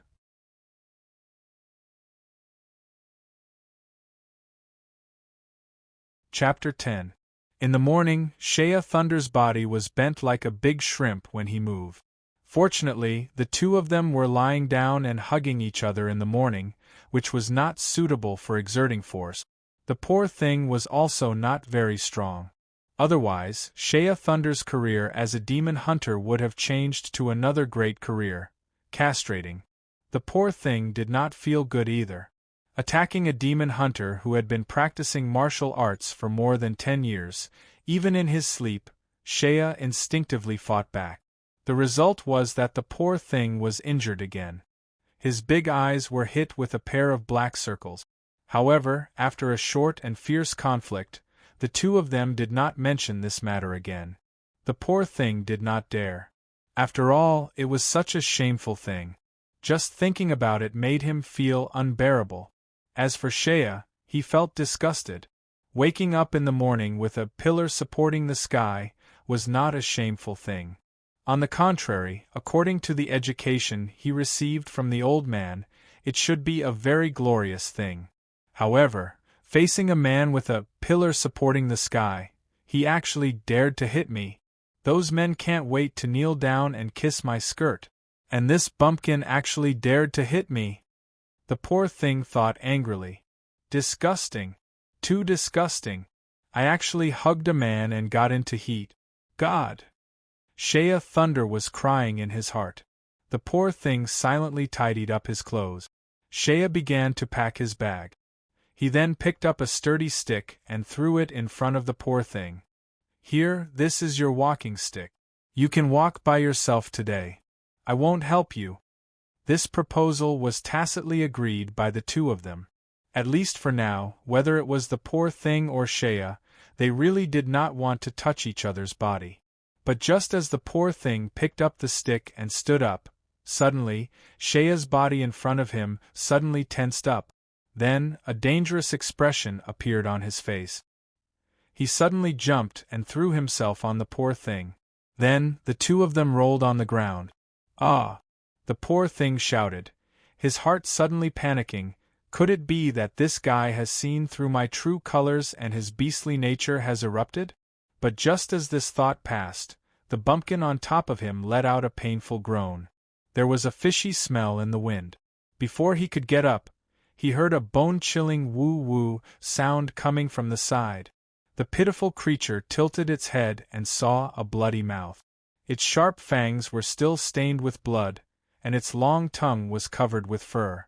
There was even some terrifying mucus dripping from the corner of its triangular mouth. This was a bloodthirsty berserk wolf, and an adult one at that. His majestic physique was like that of a small calf. The brown spear on his back was already erected, as though it was covered with sharp thorns. His eyes were scarlet red, filled with killing intent and greed. Most importantly, the wolf's front claws were like iron hooks, and there was still a trace of blood on the tip of the claws. The poor thing was startled for a moment, but he quickly reacted. Shea quickly jumped up. His axe was not in his hand. Instead, it was beside the cloth bag that was 5 or 6 steps away. He could only grab the wooden stick that he had given to the poor thing. Then, he turned around and pointed the wooden stick at the beast. When he turned around, the poor thing who was lying on the ground immediately saw Shea's back. On his back, there were 2 deep bloodstains that stretched from his shoulders to his waist. His thick leather robe had been torn apart, revealing his flesh and skin. Blood dripped down from the wound. The wound was as deep as a finger. Just now, if this bumpkin had not hugged me and rolled away, this wolf would have pounced on me. Then, my stomach would have been cut open. Shea Thunder held the wooden stick and carefully lowered his body's center of gravity. One man and one wolf stared at each other. Shea did not dare to move rashly. His rich experience made him very clear that this bloodthirsty wolf was not an ordinary beast. As a magical beast, even if it was a low-level magical beast, it still possessed a certain level of intelligence. It knew how to find the weakness of its prey. The bloodthirsty wolf moved sideways. Its back was arched, and from time to time, it would let out a woo-woo sound. Finally, when the beast swam to Shea Laming's left hand, it suddenly jumped and pounced over. Clearly, this beast had ample experience in fighting against humans. It even knew that most humans were not very agile. This was a weakness that it could exploit. The great wolf pounced, and under its valiant strength, it brought with it a strong wind containing a fishy smell. It raised its front paw, and its sharp claws were like steel blades falling down. Shea waved his stick to block, and rolled away on the spot. With a caw sound, the stick in his hand had already been cut by a section. The giant wolf's sharp claws easily chopped the wooden stick in half. This time, its aura became ferocious. It had already determined that the weapon in this human's hand was too weak. It did not seem to be able to cause much damage to itself. It grinned and bared its teeth at Shea. As if it was disdainful of the wooden stick in Shea's hand, the giant wolf once again pounced over. This time, Shea Thunder did not retreat.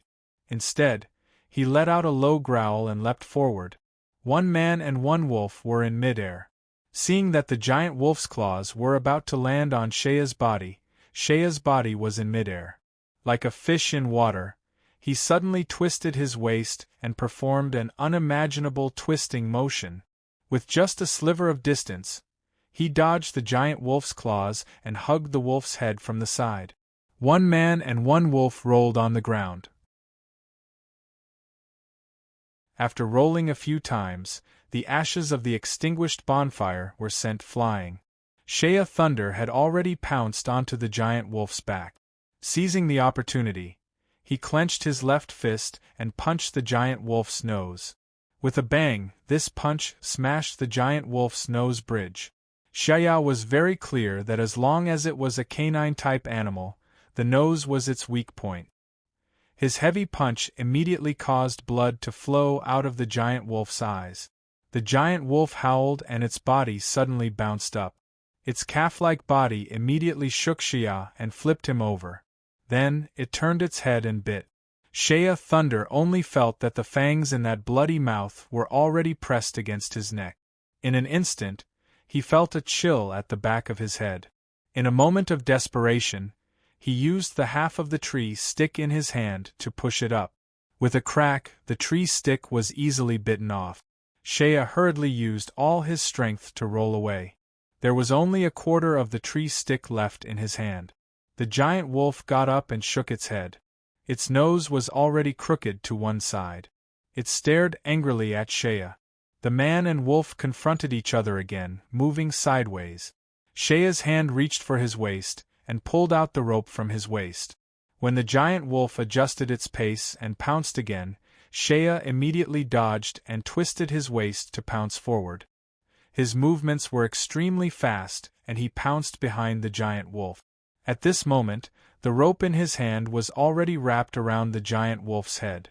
He used his body to press down on the giant wolf's back. The rope coiled around the giant wolf's body twice, and then his arms tightened fiercely. At this moment, Shea's expression was ferocious. The exposed part of his neck was bulging with muscles that were like pig iron. He used all his strength to tighten the rope around the giant wolf's neck, almost embedding it deeply into its flesh. Amidst the cracking sounds, the giant wolf struggled with all its might. Its back was constantly twisting, and its claws were digging the ground with all its might. In just a short while, it had dug out 2 large holes in the ground. The giant wolf's head was raised high from the rope, and it spat out a mouthful of blood. Its calf-like body was twisting with all its might. Shea was almost flipped over several times. He could only feel his heart beating faster and faster, and his breathing becoming more and more rapid. The strength of the giant wolf beneath him finally weakened. Apart from the 2 holes on the ground, the sharp claws of the giant wolf left deep marks on the ground. But at this moment, with a paw sound, the rope was finally unable to hold on until the giant wolf breathed its last. At this moment, Shea couldn't help but curse himself in his heart. This rope was woven by himself using hemp rope, soaked in beast oil and then dried. It was extremely tough, but obviously it wasn't enough to subdue the brute strength of the giant wolf. If he had known this would happen, he would have woven a few more strands of hemp rope. Otherwise, this beast would have already breathed its last. Now wasn't the time to complain. Once the giant wolf broke free, it wouldn't be able to bite back at Shea in time. It was also panting heavily, and its strength was almost exhausted. It stuck out its butt and crawled a few steps forward, panting with all its might. Shea also rolled out, and with a beautiful leap, he threw away the rope, leaving only a short branch in his hand. 1 man and 1 wolf, the 2 fellows were panting as if they were competing. Even though Shea had a body full of brute strength, at this moment, his limbs were sore.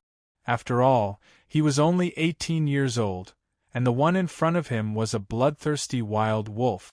This kind of beast could easily kill an ordinary mountain leopard.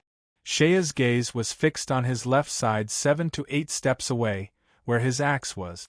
He believed that as long as he could get his hands on the axe, with his firewood-splitting axe technique, he should be able to get rid of this beast. But this wolf obviously noticed this point, and its body slowly moved horizontally, blocking Shea's gaze. Only, the giant wolf's physique was far superior to that of a human. Even though Shea was innately valiant, and had been trained by the old man, and soaked in that smelly herbal bath for more than 10 years, his body was still somewhat unable to keep up with the giant wolf's rhythm. Finally, the giant wolf used its ultimate move. It howled, and the fur on its body suddenly tightened, and a layer of cyan luster similar to that of a rock emerged on its body. This beast was demonized. This was the special skill of a bloodthirsty wild wolf. Once demonized, the fur on its body would become as hard as stone, and ordinary swords would find it difficult to harm it. The giant wolf seemed to have realized that this opponent was very agile, and this time it did not pounce, but instead, bang! The giant wolf's hind legs fiercely kicked, and Shea felt a cyan-gray shadow pressing down on him. Although he did his best to dodge, he had used up too much of his strength, and was knocked to the ground. He felt half of his body go numb from the impact, and his body flew through the air, slamming into a small tree behind him. The tree trunk, which was as thick as a bowl, simply snapped into two. The giant wolf's attack succeeded, and it pounced forward, clawing at Shea's shoulder. Its sharp claws easily pierced through the wolf skin on Shea's body, piercing into his flesh. The smell of blood stimulated the wolf's ferocity, and it opened its mouth to bite down. But Shea suddenly waved his hand. It turned out that, when he was knocked down, he had immediately grabbed a stone from the ground and held it in his hand. When the giant wolf lowered its head to bite down on him, he swung his hand and slapped the stone onto the wolf's head. The poor giant wolf truly deserved its bad luck. It could have provoked anyone, but it had to provoke Shea. Shea had used up all of his strength in this attack, and when the stone struck the giant wolf's head, it shattered, sending stone fragments flying everywhere. It could be imagined how tyrannical the strength of Shea's slap was. The giant wolf staggered from the attack, its head tilted to the side.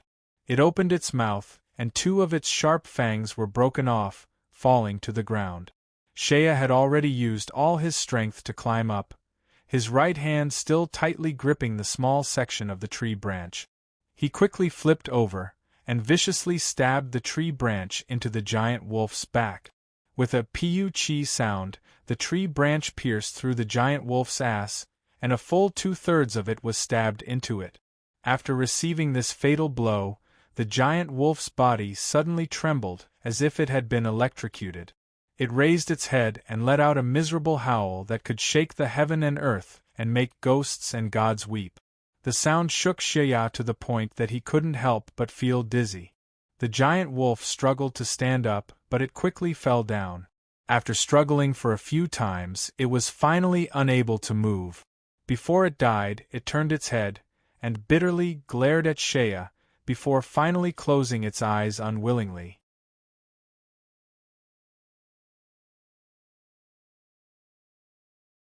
Chapter 11. Shea immediately fell to the ground. His chest heaved up and down as he panted like a broken bellows. His heart was beating like a drum. His limbs were weak and he was sweating all over. After resting for a while, Shea sat up. The wound on his back was affected and the pain caused him to suck in a breath of cold air. He turned around to look at the wolf. Its body was stiff and its buttocks were raised high. Half of the tree stick was stuck in its anus. Ha ha, ha. Shea laughed wildly. You want to eat me? Humph. I want to become the strongest demon hunter on the continent. How can I die here? After a pause, his face showed a trace of ruthlessness. You want to eat me? Today I'll eat you first. After saying that, he finally lost his strength. He struggled for a while but failed to stand up. He opened his mouth and shouted, Hey, pitiful worm, are you a dead person? It's fine if you didn't help earlier. Now that you see that I'm injured, why don't you come and help me? Poor Thing stuck his head out from behind a pile of rotten tree trunks. His face was pale from fright. Seeing that Shea was still alive, he shouted happily and ran to Shea's side. Don't pull me. I have herbs in my bag. Then, help me apply the medicine. The wound is on my back. I can't reach it myself. Shea waved his hand weakly. But soon, he regretted asking this guy for help. Poor Thing seemed to have never helped anyone bandage a wound in his life. He took a piece of cloth and wrapped it around Shea's body for a long time, wrapping it crookedly. Hey, what kind of knot did you tie on my chest with a piece of cloth? It's to fix the cloth. I know it's to fix the cloth, but you tied it in a strange way. What is this? It's so complicated and wasted a lot of cloth. Butterfly knot. Butterfly knot? What's the use of it? It looks good. Because of this sudden turn of events, both of them were injured and could only rest on the spot. Shea rested for a long time before he recovered some of his strength. Originally, he felt a bit of heartache for the cloth strip that the poor thing had wasted. However, when he saw the wolf corpse next to him, he beamed with joy. Ha ha ha, we're rich, we're rich. Shea used both his hands and feet to crawl over. Looking at his excited expression, he simply couldn't wait to hug the wolf's corpse and kiss it. Although he had secretly hunted magic beasts 2 or 3 times in the past, he had only hunted some low-grade beasts that weren't too dangerous. The only time he had hunted a fire tree civet was with the help of a trap. As for the bloodthirsty giant wolf in front of him, it was already an adult beast. It had a majestic body and glossy fur. Although the bloodthirsty giant wolf could only be considered a low-level magic beast, this beast could be considered a mid-level magic beast. First of all, Shea didn't chop off the wolf's head this time. There weren't even any wounds on the wolf's body. The wolf's hide was intact. As long as it was properly peeled off, it could be sold for a few silver coins in Wildfire Town. A few silver coins was enough for Shea to eat and drink for a month or 2. There were also wolf bones. If it had been an ordinary bloodthirsty wild wolf, its bones might not have been worth that much. However, this beast that Shea had killed was a robust adult giant wolf. The bloodthirsty wild wolf's demonization effect was actually a type of earth magic. Its bones could also be used with earth magic element. There were also a few shops that were willing to purchase wolf bones. After some calculations, if he could carry this wolf back, he could sell it for 7 or 8 silver coins, including the skin and bones, if he was lucky. Shea even felt a rush of excitement. He might as well carry this fellow back to Wildfire Town. He wouldn't have to take the risk to capture the cubs of some lion beast. The money he earned from selling the wolf pelt could be used to pay back the advance he paid to the shop on the Black Street. The remaining money would be enough for him to spend for 2 to 3 months. He could also buy a real sword. If he was lucky, he might even be able to buy a decent set of leather armor with the remaining money. Looking at Shea Thunder's joyful appearance, the poor thing was somewhat disapproving. A country bumpkin would be a country bumpkin. Was a wolf's corpse worth being so excited about? However, when he saw Shea dancing around with the wolf's corpse in his arms, his excitement affected his wounds. He was smiling while grimacing in pain. As he watched, the poor thing couldn't help but feel pity for this fellow. "Hey!" the poor thing shouted.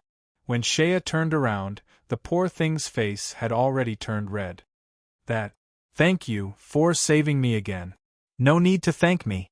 I didn't do it to save you, but to save myself. If I didn't kill it, I would have been done for." Shea waved his hand. His carefree attitude and ungrateful attitude made the poor thing feel more comfortable with him. He pursed his lips and smiled. "Now I'm starting to believe that you're a demon hunter." "Why?" "You're very strong." The poor thing's face turned red. He raised his hand and gestured with great effort. "I know that the bloodthirsty wild wolf is very strong, but you were able to subdue it. Also, when you were fighting with your life on the line, your aura was very scary." The poor thing looked at Shea and his eyes suddenly lit up. He had an idea and asked, "What do you plan to do now? You must have come to the wilderness to hunt, right? Now that you have prey, do you plan to go back?" Actually, what the poor thing really wanted to ask was, "Can you send me back on the way?" From yesterday until now, the poor thing was very clear that if he didn't have anyone to protect him, he wouldn't be able to survive a day in this wildfire plains. If he didn't have anyone to protect him, even if he wasn't eaten by a magical beast, if he met some black tribe members that were both good and evil, or some other ruthless adventurers, he might be treated as a fat sheep to be slaughtered. And with his appearance, he was afraid that he would attract an even more unfortunate encounter. On the other hand, following this country bumpkin was still considered relatively safe. At least, his ability wasn't bad. He could kill a giant wolf by himself. At the same time, he couldn't even differentiate between a woman's beauty and ugliness. If he followed him, at least he didn't have to worry about him having any bad thought. Shea thought for a moment. He glanced at the corpse of the wolf and sighed. "No, I can't go back for now. I still have to find the lion beast." "Why?" the poor thing immediately shouted. Don't you already have prey? It's already very difficult to carry such a big wolf back. You don't need to find other prey.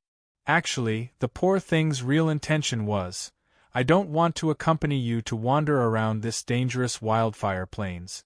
It's better to quickly trick this country bumpkin to protect me back.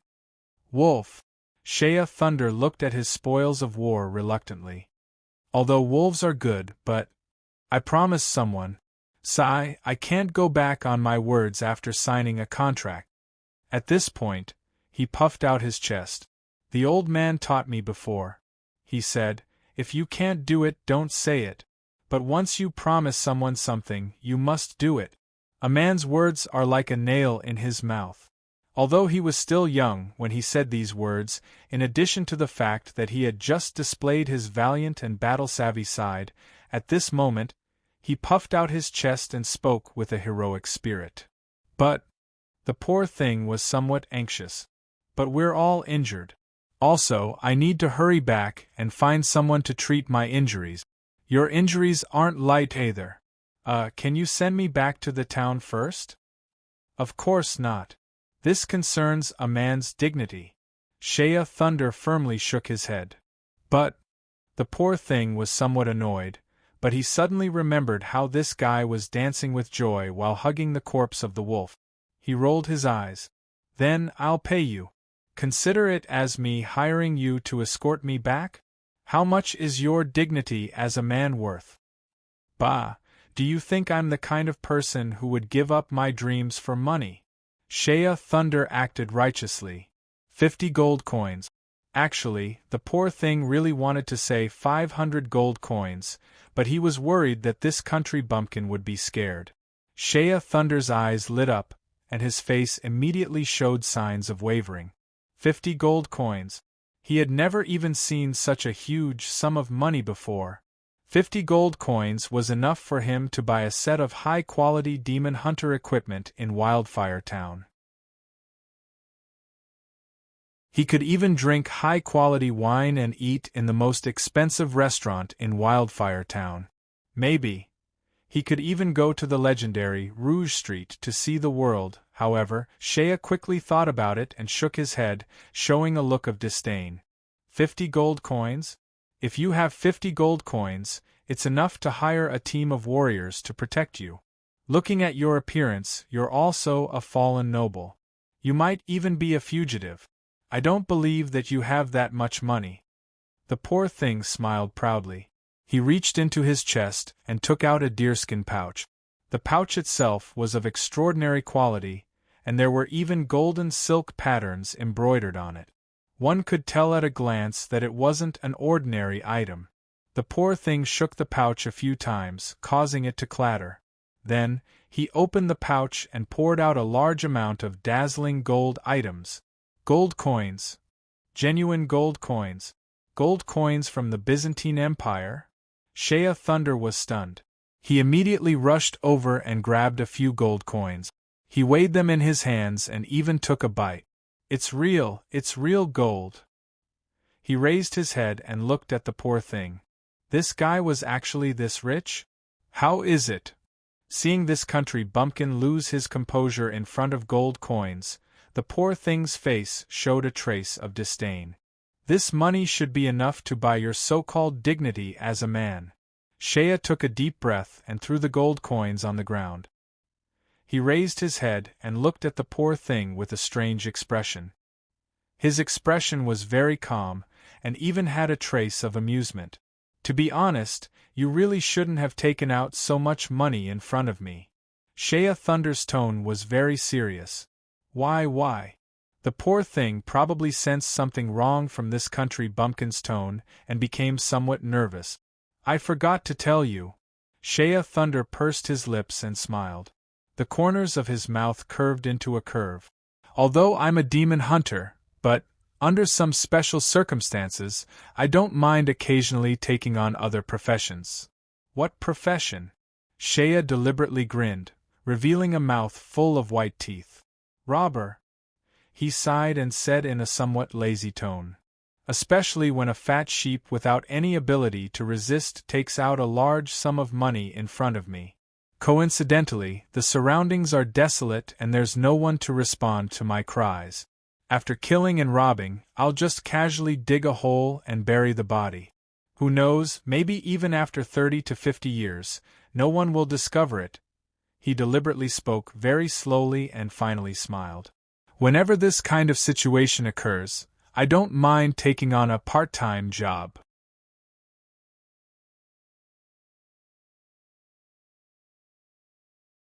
Chapter 12. The poor thing was completely dumbfounded. Previously, in the poor thing's eyes, this country bumpkin, other than being a bit vulgar, didn't seem to be a bad guy. Shea Thunder's appearance was very deceiving. Especially when he smiled. He had the simple and honest look of a mountain person. Even his eyes, as long as he wasn't angry, were harmless to humans and animals. Although he was a bit vulgar, he should be a kind person. Moreover, this country bumpkin had saved him twice. However, the poor thing had probably never heard of the saying, "Barren hills and turbulent waters produce unruly people." Don't assume that all country people were simple and honest. In fact, most country people had a kind of craftiness similar to that of farmers. Moreover, Shea was born in the wildfire plains. Since he was young, he had mingled in the wildfire town, a place where men robbed and women prostituted themselves. Look at what kind of people lived in Wildfire Town. Bandits, thieves, unscrupulous merchants wanted criminals, prostitutes, pimps, smugglers, 50 gold coins. Even in Wildfire Town was a huge sum of money. A piece of low-quality rye cake cost about 1 copper coin. Ordinary bread, on the other hand, cost 3 copper coins. 3 copper coins in exchange for bread was enough to feed a person for 2 days. In terms of the empire's currency, 100 copper coins were equal to 1 silver coin. 10 silver coins were equal to 1 gold coin. 1 silver coin was enough to feed a normal person for 2 months. 50 gold coins, if used to eat bread, was enough for Shea to eat for 20 years. Such a huge sum of money was enough to make people take risk. Shea Thunder even knew that in Wildfire Town, if you spent money to hire someone to kill someone, the price in the black market was only 1 gold coin. If you hired mercenaries as bodyguards, 50 gold coins was enough to hire a team of fully armed and powerful professional mercenaries to protect you for a year. Moreover, Shea Thunder deliberately smiled viciously. Looking at the poor thing's pale face, he said, "Moreover, there seems to be more than 50 gold coins in your leather pouch, right?" Indeed, there were more than 80 of them. Shea Thunder calmly squatted down and put the gold coins back into the bag. He weighed it a few times and found that it was quite heavy. He smiled and said, "No wonder I felt that you were so heavy yesterday. Turns out that you still have so much money on you." He unceremoniously stuffed the leather bag into his arms. His expression was calm, without the slightest bit of embarrassment. There was indeed no need for him to feel embarrassed. In Shea Thunder's understanding, he was not in the wrong at all. Everyone who walked on the wildfire plains, regardless of whether they were merchants, adventurers, or demon hunters, no matter who they were, they all followed one rule.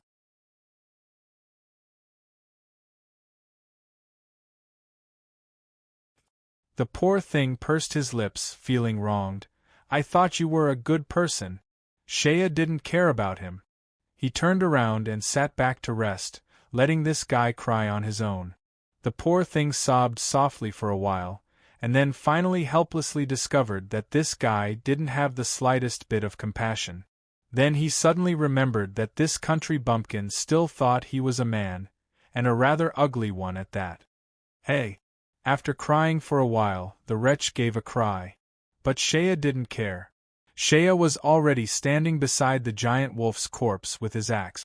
After gesturing at the wolf's corpse for a while, he began to move. He used the axe to easily cut open the wolf's belly, and cut a hole along the middle of the wolf's belly. When he reached the back of the wolf, he carefully cut both sides. His movements were very fast, and the tough wolf's corpse was like fragile tofu under his axe. Shea quickly dissected the wolf's corpse, and a complete piece of wolf skin was peeled off. Then he brandished the axe, and easily dissected the rest of the wolf's corpse. The giant wolf's bones were very hard, but Shea's axe was always able to find the most vulnerable parts of the bones. Soon, the wolf's skeleton was dissected by him, and most of the bones were still intact. In this bloody scene, Shea quickly brandished the axe, lifting it as if it was light. Under his brandishing of the axe, it even exuded a peculiar and cruel sense of beauty. Every swing of the axe did not waste the slightest bit of strength. Every swing of the axe landed on the most ingenious part. The axe in his hand was like a carving knife in the hands of an artist. Every movement of his seemed to have been tempered thousands of times before he could do as he pleased. It was clearly a bloody scene, but in the end even the poor thing was stunned. When this guy dissected the wolf, he didn't look like a butcher at all, but more like an artistic carving master. Because the cloth bag couldn't hold everything, Shea could only reluctantly throw away the majority of the wolf's corpse. He rolled up the wolf's skin and wrapped it up, as well as a few complete hind leg bones. He also pulled out all the wolf's teeth and put them away. Finally, he cut off a few pieces of meat from the wolf's leg. There was also an additional reward. This was a male wolf. Shea hesitated for a moment, and then swung the axe to cut off the thing between the wolf's legs. He heard that there were merchants in Wildfire Town who bought this thing and could use it to make wine. In the end, since he was injured, Shea Thunder panted for a moment before turning his head to look at the poor thing. "All right, if you're done crying, get ready. We're going." The poor thing immediately looked at Shea Thunder with a wronged and fearful expression. Where are you taking me?" "Where?" Shea deliberately snorted and then smiled. "Back to Wildfire Town." The poor thing widened his eyes and looked at Shea in disbelief. Don't look at me like that. I'm not being kind." Shea put away the axe with disdain. "Previously, I really didn't want to go back. But now, the situation is different." As he said that, he patted the bulging leather bag in his arms. "With so much money, I think it's better to go back to Wildfire Town first. After all, with this money, I can buy some better equipment. As a demon hunter, I need better weapons and armor. In the past, I didn't have these conditions, so I could only brace myself and fight for it. Now that I have money, I naturally have to equip myself well so that I can protect myself if I encounter a powerful magical beast. My life isn't for nothing, so I naturally have to cherish it when I can." "But you..." The poor thing was pleasantly surprised. "Then, you mean you can send me back now?" Shea Thunder smiled. Just as he was about to speak, his ears suddenly twitched. Following the sound of the wind, he could faintly hear some strange movements in the distance. Shea's expression immediately became serious. With his rich experience in the wilderness, he immediately recognized that it was the rustling sound of someone walking on the ground breaking the branches on the ground. Moreover, from the sound there was definitely more than one person. Shea's expression immediately changed. He quickly ran over and picked up the poor thing. He covered the poor thing's mouth with his hand and ran into the nearby forest with small steps. "If you don't want to die, then shut up and don't make any noise. Someone is coming." The poor thing was being picked up by this country bumpkin and felt ashamed. When he heard that someone was coming, he wanted to argue, but Shea had already suppressed his voice and sneered. "Don't do anything stupid. In Wildfire Town, in many situations, encountering people is more dangerous than encountering magical beasts."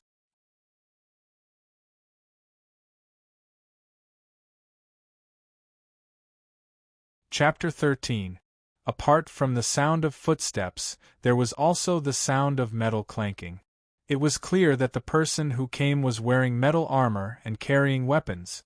It was clear that the collision was made while walking in the forest. Those who carried weapons on the Wildfire Plains were mostly adventurers, and meeting other adventurers on the Wildfire Plains was not necessarily a good thing. Shea was very clear that he was only occasionally playing the role of a bandit, and it was very unprofessional. However, on the wildfire plains, most of the adventurers had been doing professional, shady business for many years. Everyone was walking on the wasteland, risking their lives to make a living.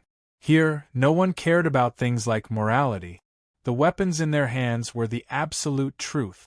Generally speaking, when adventurers met other adventurers in the wilderness, the first thing they would do was to weigh the pros and cons. If both sides were equal in numbers, then everyone would maintain a vigilant attitude and quickly walk far away, not interfering with each other.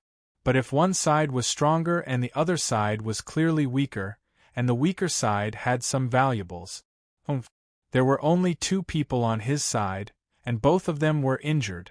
Ugh, or to put it bluntly, in Sheya's calculation of battle strength, this pitiful worm could not even be considered as a person, and could only be regarded as a burden. If the other party saw that his side was so weak, perhaps they would be black-hearted and treat him as a fat sheep to be slaughtered. Originally, he was penniless. If he met other people, they might not be tempted by his wealth. But now, he was carrying a high-quality wolf pelt on his back and a huge sum of money in his bosom. Sheya's body tensed up, but his every movement became lighter. Although he was carrying the poor thing with one hand, he quickly found a big tree in the distance. Like a big lynx, he nimbly climbed up and hid his body behind a thick layer of leaves. She quietly held her breath, and at the same time, made a few threatening glances at the poor guy. Then, she covered his mouth with her hand. Finally, after a while, Sheya Thunder saw the people coming. The other party had a total of 4 people. The man in the lead looked to be at most 30 years old. He had a head of golden hair, a tall and straight figure, and wore an exquisite chainmail. It was actually made of metal. The silver-white armor was polished to a shine. This guy was carrying a cross-shaped sword on his back, and the hilt of the sword was embedded with a red gem. Very few adventurers on the wildfire plains wore metal armor. It was not because of anything else, but because metal armors were usually very heavy. Wearing thick and heavy metal armors was not good for movement. Only a small number of people with strong financial resources could afford to sell those superior armors. For example, chainmail. This type of armor was made of fine steel, and the chain-shaped plates were very delicate in terms of craftsmanship. To the greatest extent, they removed some of the bulky parts of traditional plate armor. In terms of weight, they were relatively light, but in terms of defense, they were very good, especially in terms of defense against arrows. However, the price wasn't cheap either. Sheya had once seen someone selling such a thing on the Black Street. The price was 5 gold coins per set. Sheya had once thought that one day, he would be able to wear this kind of high-grade armor and walk around the wildfire plains. The second person was wearing a long black leather robe. He looked short and thin, but the leather robe had a hood that covered his head. Sheya couldn't see the other party's appearance from his high vantage point. The third person was a robust man with a body like a giant bear. He had a head of wild red hair. He had the most robust physique, and was the tallest among the group. However, in Sheya Laming's eyes, those exaggerated muscles were a little too bloated.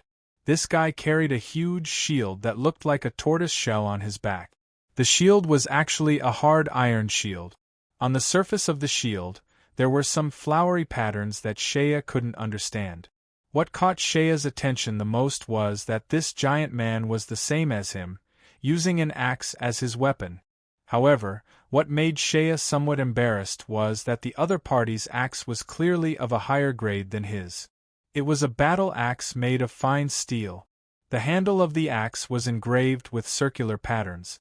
When swinging the axe, these patterns could effectively prevent it from slipping. The edge of the axe was a sharp moon-white color. The exquisite curve of the axe was like a crescent moon. The thick back of the axe was filled with a heavy and powerful feeling. The tip of the axe was also equipped with a sharp spearhead. It could be said that this axe was the weapon that Sheya Thunder yearned for even in his dreams. He had once seen a similar axe in a weapon shop in Wildfire Town.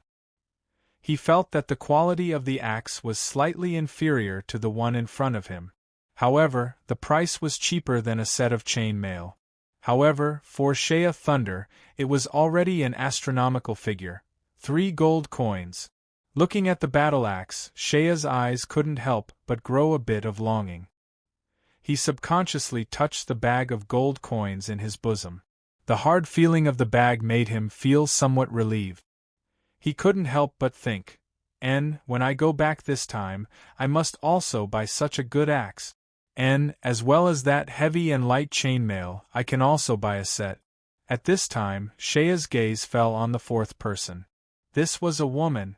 Without a doubt, this was a beauty that the majority of men in the world couldn't help but hold their breath upon seeing her.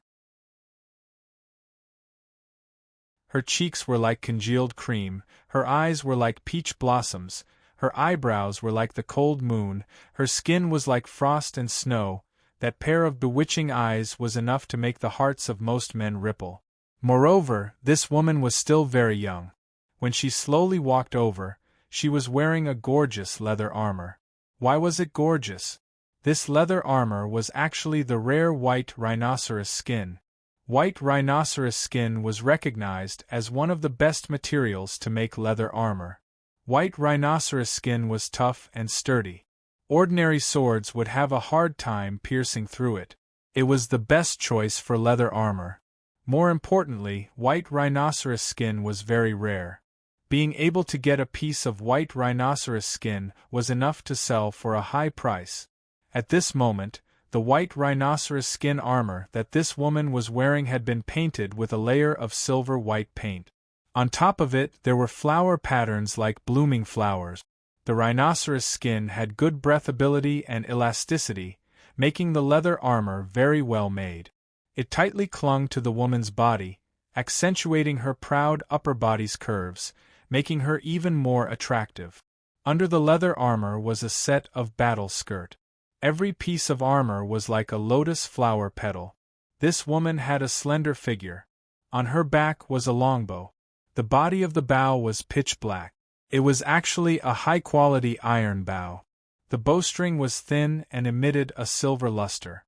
Shea couldn't help but sigh when he saw it. Heavens, is this person crazy with money? She actually used silver thread to make a bowstring. What was even more exaggerated was that this woman had a quiver hanging on her waist. Unexpectedly, there were only 10 arrows in it. Shea carefully looked inside. The price of that arrow alone was enough to feed him for more than 10 days. Actually, he had underestimated it. Ordinary arrows, even if they were of a slightly higher grade, would only have the tail of a goose feather. But this woman's arrows, with Shea's rich experience as a hunter, he could tell with a glance that they were actually eagle feathers. Moreover, there were only 10 arrows in the quiver. This action made Shea very puzzled. In the wildfire plains, wild beasts and magic beasts were as numerous as the hairs on a cow, not to mention other dangers. Most of the adventurers' archers would bring at least 2 large quiver of arrows to barely have enough. This woman in this group, there were warriors, swordsmen, and archers. There was also the one wearing a leather gown who might be a healer or even a legendary magician. This kind of personnel was a standard adventurer group. Moreover, from these people's excellent equipment, to be able to use such expensive equipment, they must be experts. Of course, there was another thing that made Shea sigh in his heart. This female archer's appearance. There are actually such ugly women in this world. It seemed that even if they were experts, there were some who were ugly.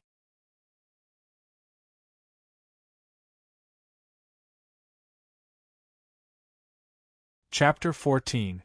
When the 4 adventurers arrived at Shea's campsite, they immediately stopped in their tracks. The golden-haired swordsman's complexion changed slightly. He immediately raised his hand and shouted with vigilance, "Halt! Someone has been here before." His voice carried a trace of cold arrogance.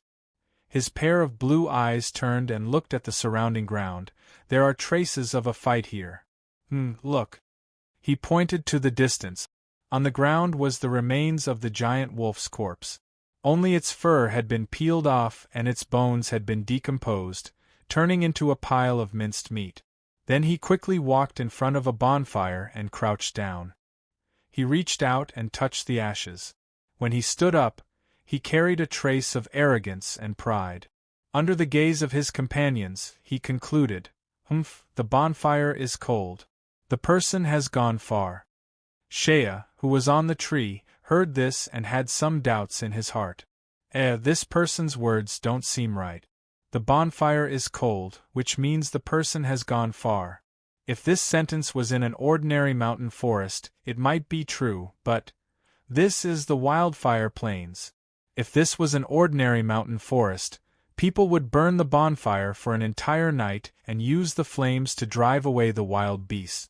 But the experienced adventurers of the wildfire plains would never do this, because the magic beasts were not afraid of fire. At night, if you dared to light a bonfire in the wildfire plains, then it was equivalent to announcing to all the surrounding magic beasts, "Come, there is a sumptuous dinner waiting for you." Therefore, Shea had extinguished the bonfire before going to bed last night. Now that the golden-haired swordsman had touched it, it would be strange if it was still warm. For someone like Shea, who had lived in the wilderness for many years, if he wanted to judge whether someone had passed by or how long someone had left, there should be more method. For example, looking at the traces of trampling on the surrounding vegetation, checking the dew on the grass roots, or even checking whether someone had left behind excrement. Just by touching the ashes of the bonfire, it seemed like only the noobs in the stories of bards would do this. Ha ha ha ha! That majestic giant immediately let out a burst of laughter and praised, "Jerry, you are the most meticulous." The swordsman called Jerry was somewhat proud, but he deliberately put on an arrogant look. To survive in the wilderness, naturally you need to know some skills. It's nothing. At this time, the guy wearing a leather coat and a cloak ran to the surroundings. He bent down and grabbed a large handful of black powder from the ground. "What is this?" He looked at his companions, and the blond swordsman and the giant man immediately gathered around. The three of them whispered for a while, but it seemed that they couldn't identify what it was. The blond swordsman named Jerry saw that his companions were looking at him, so he deliberately pondered for a moment and said confidently, "It's probably some kind of potion that the campers here used." "Ah yes. I think it must be some kind of powder used to repel mosquitoes. I have seen this thing." "Right, see. You. Is this guy wearing a leather robe really a mage?" The short and thin mage muttered to himself for a moment, picked up the powder, and sniffed it hard, as if he was not sure. Shea hid in the tree and frowned, thinking, what is there to see? This is the feces of a kind of arrow pig. Arrow pigs were also a kind of low-level magic beast. Although their individual lethality was not too great, they were magic beasts that lived in groups. When they encountered an enemy, they were used to attacking in group. Generally speaking, even magic beasts more powerful than them were not willing to easily provoke these fellows. The feces of arrow pigs had a strange smell. Last night, Shea Thunder had sprinkled some here to let other magic beasts smell it. They would think that this was the territory of the arrow pigs, and would not come close. They would be safe when they slept at night. Many people on the wildfire plains would do this. Any experienced adventurer in the wilderness could recognize it at a glance. But something strange happened.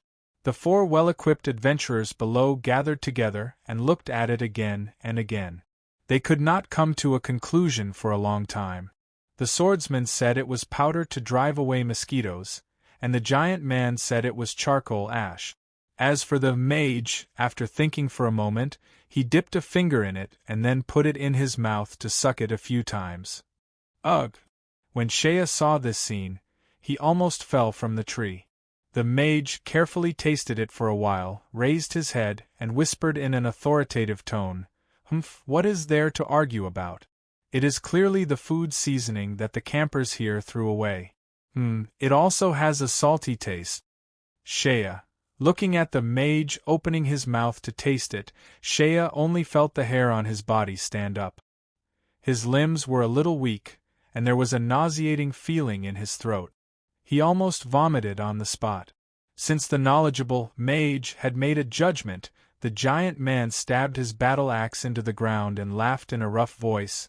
"I don't know what kind of fool actually threw the seasoning around. It just so happens that we ran out of seasoning, so we don't have to eat those white and tasteless barbecued meat today." He picked up a stone and threw it into the forest. With a flapping sound, a group of birds in the trees in the forest were frightened by the stone and immediately flew up in flocks. The giant man laughed. "What a group of beasts! Martha, quickly shoot one down. It's just right for lunch." The blond swordsman next to him also clapped his hands and laughed. "Yes, Martha, you are recognized by us as the new dark moon goddess.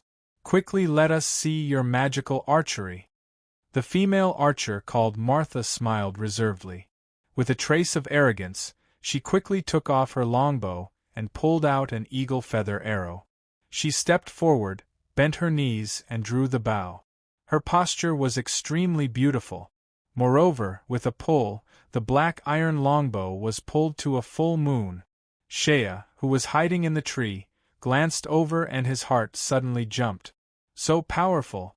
Such an iron bow, even an ordinary strong man might not be able to pull it. This female archer's arm strength was very strong.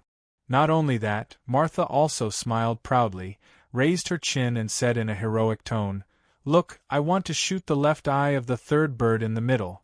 Such a graceful bearing was truly admirable. Shea was admiring in his heart when he heard the vibration of the bowstring. A sharp arrow drew a beautiful arc in the air, whoosh! It was quite accurate. But in Shea's eyes, why did it feel a little strange? A thought flashed through his mind, and he immediately understood what was wrong. It was accurate, but the strength was lacking by a lot. This arrow was a bit soft when it was shot. This kind of strength was naturally enough to shoot sparrows or pheasants. But the birds in front of him were a kind of birds called mountain geese in the wildfire plains. They were ferocious in nature, and were not much worse than ordinary eagles. Sure enough, when the female archer shot her arrow, one of the geese in the middle let out a disdainful cry, turned its body in the air, and pecked at the soft arrow with its beak, pecking it out of the way. After that, it deliberately screamed at Martha a few times. The female archer's face suddenly turned purple. She tried to look calm and found a way out for herself. "What a beast! I had the intention not to hurt your life, but you actually dared to tease me." She pulled out another arrow and shot it over. Whoosh! This time, the mountain geese turned around and easily dodged it. The female archer did not want to do it. She flew into a rage out of humiliation and grabbed the remaining 8 arrows behind her. She did not care about how many there were and shot them all in one breath. Shea was hiding in a tree, about 20 steps away from the place where the birds were circling. He was originally full of expectation to see the female archer's archery skills, but he did not expect the female archer to fly into a rage and shoot randomly. One of the arrows went straight into the bush where Shea was hiding. Before Shea could react, it almost brushed past the tip of his nose. He was just enjoying the scenery. How could he have expected such a surprise attack? He was not prepared at all. How could he have expected this archer to be able to shoot so far? When the arrow brushed past the tip of his nose, Shea even broke out in a cold sweat. Even that bloodthirsty berserk wolf did not manage to kill him, but this woman's random arrows almost took his life? Shea was cold. Damn, with this kind of archery skills, she dared to call herself the night goddess. Damn. She could shoot a bird 7 to 8 meters away. If she was the night goddess, then Lao Tzu was the god of war Achilles. Martha was so tired that she was panting. She put down the bow and gasped for breath. Her face was red, not knowing whether it was because of tiredness or shame. The companions at the side stared blankly, But the blonde swordsman Jerry finally came back to his senses. He coughed dryly and walked to Martha's side. He patted her shoulder, and with a face full of tenderness, he softly comforted her. "Martha, it's okay, you're just too tired from walking and don't have enough strength." Martha lowered her head and said, "I don't know what happened. Usually, I can shoot sparrows accurately." The blonde swordsman glared at the giant man. "An aigueur, this is all your good idea." The giant man, an aigueur, smiled embarrassedly.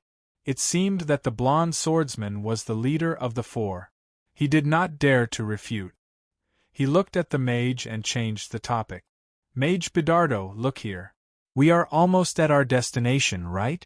Didn't the profiteer on the Black Street say that the lion beasts are nearby?" The mage smiled and did not say anything. He took out a parchment with a map drawn on it.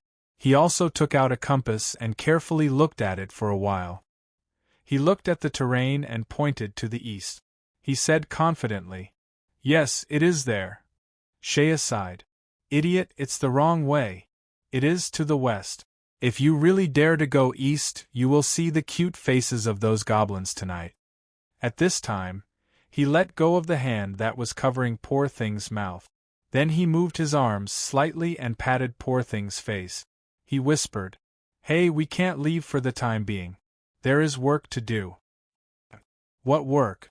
Poor Thing asked in a low voice with a red face. "Below there are 4 fat sheep." Shea rubbed his chin. "It seems that it is destined by the heavens that I, Shea, must play the role of a bandit today." After saying that, he put Poor Thing on the tree branch. "Sit tight and don't fall." Then, he jumped down from the tree. The 4 experts were discussing something when they suddenly saw a person fall from the sky and land in front of them. They were all shocked. "Who is it?" The blonde swordsman Gregory immediately pulled out his sword. The sword hilt was inlaid with rubies and the blade was sharp. Even the sword's mouth was made of silver. "Ha ha!" Shea deliberately laughed out loud. He flung his long black hair, which was brimming with a wild flavor, and raised the rusty broad axe in his hand. He took a deep breath, gathered his strength, stuck out his chest, and shouted with his eyes wide open, this mountain was not opened by me. This tree was also not planted by me. If you want to pass, you have to pay the toll." After saying that, he deliberately squeezed out a ruthless expression. "If even half a word of no comes out of your mouth, humph, I will kill you but not bury you." Shea's face tightened and he breathed a sigh of relief. It was finally over. He had only heard this line from the bards, but it took him a long time to memorize it. He should not have remembered it wrong. The 4 experts looked at the bandit who suddenly fell from the sky with a strange expression. He was wearing a tattered robe that could be used by a beggar sect expert and had a rusty axe. His body was wrapped in bandages? The most ridiculous thing was that the bandages were tied with a beautiful and delicate bow on his chest.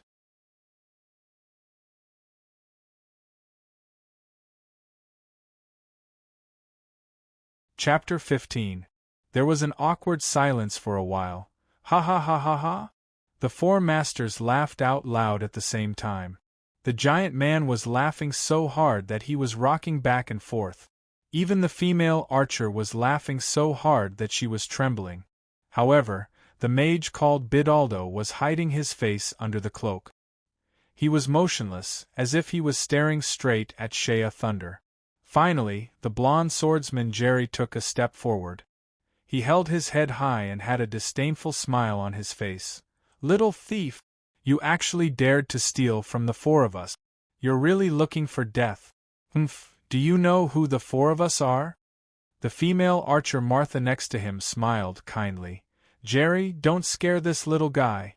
A thief from such a remote place must not have heard of our names." The giant man Nigel glared at Shea. "Boy, we are famous masters. We won't lower ourselves to your level. You lost your weapon, kneel down and kowtow a few times. Then get out of here, lest Loud Sue dirty my axe." My axe does not accept nameless souls. As he spoke, he gently stroked the edge of the axe and sighed.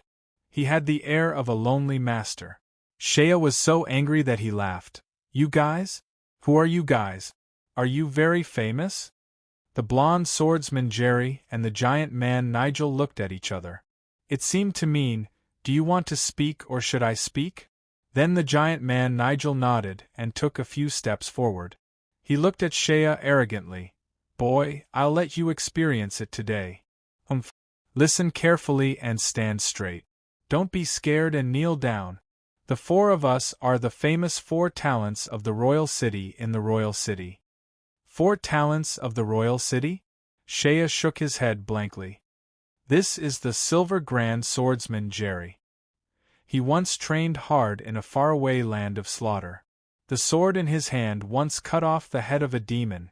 This beautiful lady is the new goddess of the night, Miss Martha. Her magical archery skills are as famous as her beauty. And this is Mage Bidardo. His magic light is as dazzling as the sun. When you see that dazzling magic light, your life will be reaped. Pausing for a moment, Eniguer straightened his chest and said in a slightly reserved manner, As for me, my name is Eniguer, and my nickname is the Beast Soul Berserker. Because everyone thinks that I have the strength of an ancient beast soul warrior. In a while I will crush your bones. Don't cry out in pain. He looked at Shea with a disdainful gaze. I and Eniguer, the beautiful Masha, Silver Sword Saint Gully, and Mage Bidardo. The 4 of us together are the legendary 4 talents of the royal city, and I ma gu bai. After he finished speaking, he had an intoxicated expression on his face, as if he was waiting for the thief in front of him to drop his weapon in fear and trepidation, then kneel down and kiss his feet. King City's 4 talents and I ma gu bai. Shea repeated it twice in his heart. Then, he really got angry. F***ck. You dare to scold me? Shea flew into a rage. Don't think that I can't tell just because I'm a country bumpkin. Seeing that the stupid thief in front of him didn't know how to repent even in the face of death, the handsome silver sword Saint Gully snorted and arrogantly flashed out, Fine, I'll send you on your way. The beautiful female archer next to him smiled faintly. Gully, don't tangle with him. Just give him a quick death. Sigh. Ma Sha is still the kind-hearted one. Gully deliberately sighed and flashed his shining silver cross sword. Little thief, accept your death. My sword will be very fast. It won't let you feel any pain. If this kind of line, this kind of momentum, and the opponent was a famous sword saint on the continent, or even a veteran mercenary warrior from Wildfire Town, Shea might really be intimidated. But now, he sneered and didn't want to talk nonsense with this guy in front of him. He directly raised his axe and rushed forward.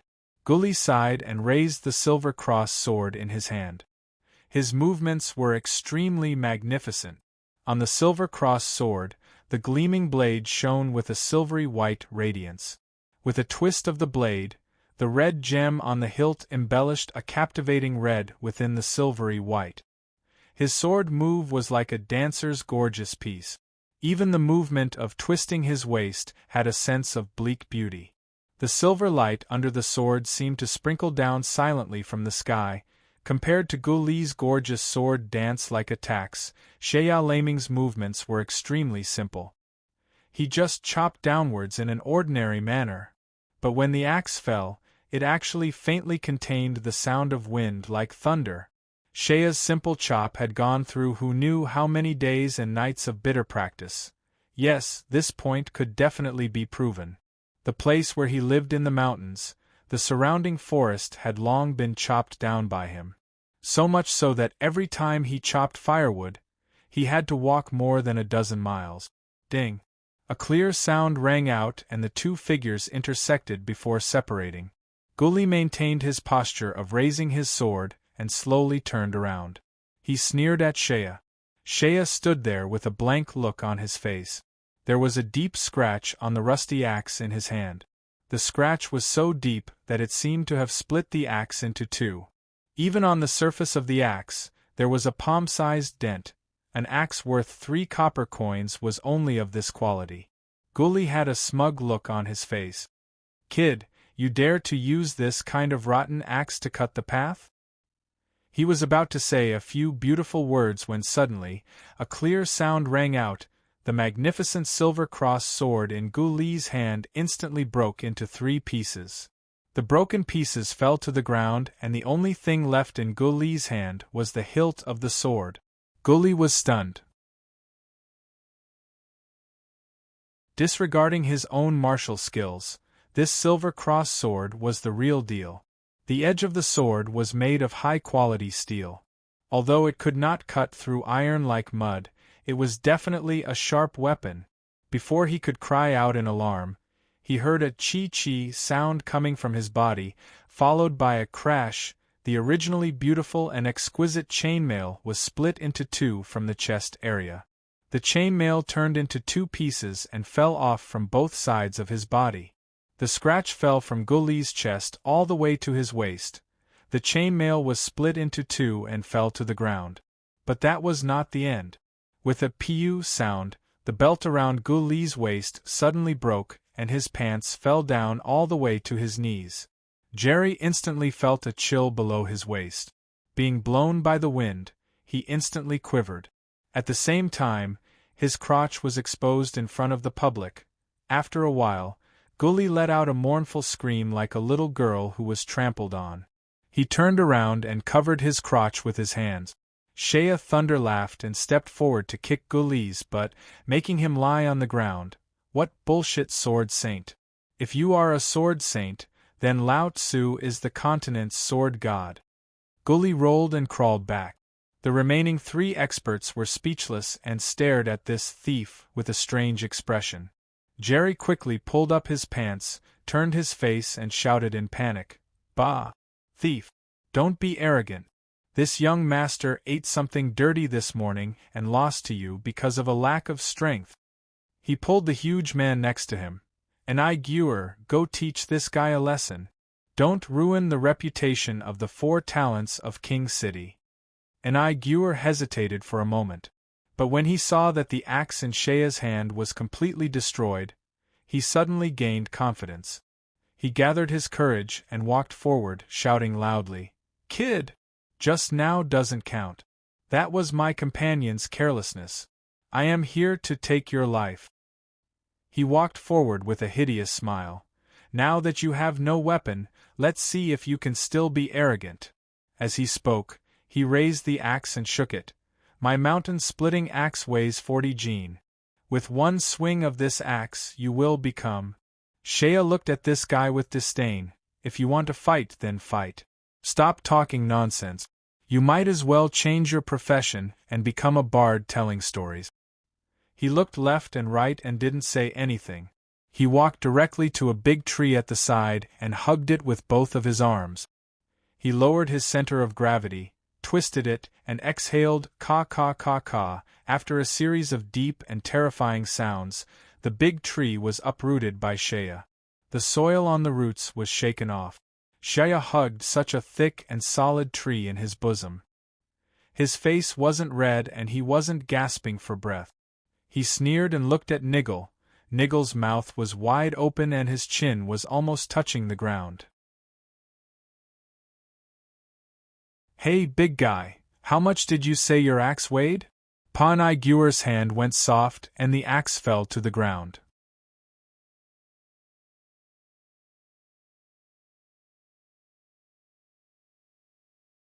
Chapter 16. The battle-axe fell to the ground and smashed right onto Nigel's foot.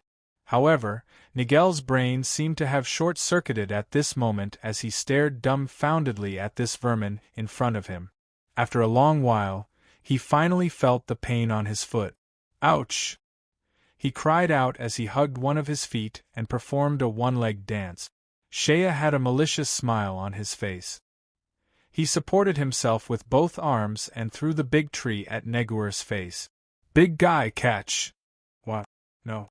The pitiful Nigel could only let out a cry before he was pressed down by the shadow of the big tree. Fortunately, he did not grow up in vain. In a hurry, he hugged the trunk of the tree with both of his arms and supported himself with all his might. After being pressed down on the ground, his face immediately turned red like a monkey's butt. Panting heavily, he screamed in a heart-wrenching voice, "Help! Quickly move this damn tree away, cough cough." Bidardo, use magic. Jerry, who was still performing the naked act, finally reacted.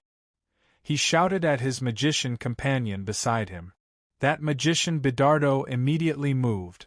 He nimbly jumped back a few steps and took out a small wooden stick that was not much longer than a reed stick from his sleeve. He held it in his hand and shook it a few times. A few strange notes quickly came from under his cloak. Even Shea could not help but feel a little scared. Was he really a magician? He had lived in Wildfire Prairie since he was a child, so he had some confidence in his strength. It was not like he had never fought with wild beasts and magical beasts in the wild and in Wildfire Town. After seeing through the ins and outs of these masters, he really did not take them seriously. But was this guy really a magician? He had never fought with a magician before. Just when he was feeling a little nervous, he saw the wooden stick in Bidardo's hand quickly turned into a ray of light and shrouded him in it. Then, with a bang, a cloud of smoke burst out. In the smoke, the magician had turned into a furry rabbit. With a whoosh, he rushed into the grass and fled to the south. This is his magic? Shea almost laughed out loud as he stared at the rabbit that had scurried into the underbrush. He quickly pulled out the fire fork from his waist and threw it over. Puff! The fiery fork turned into a black light and accurately hit the rabbit's tail, immediately nailing the rabbit to the ground.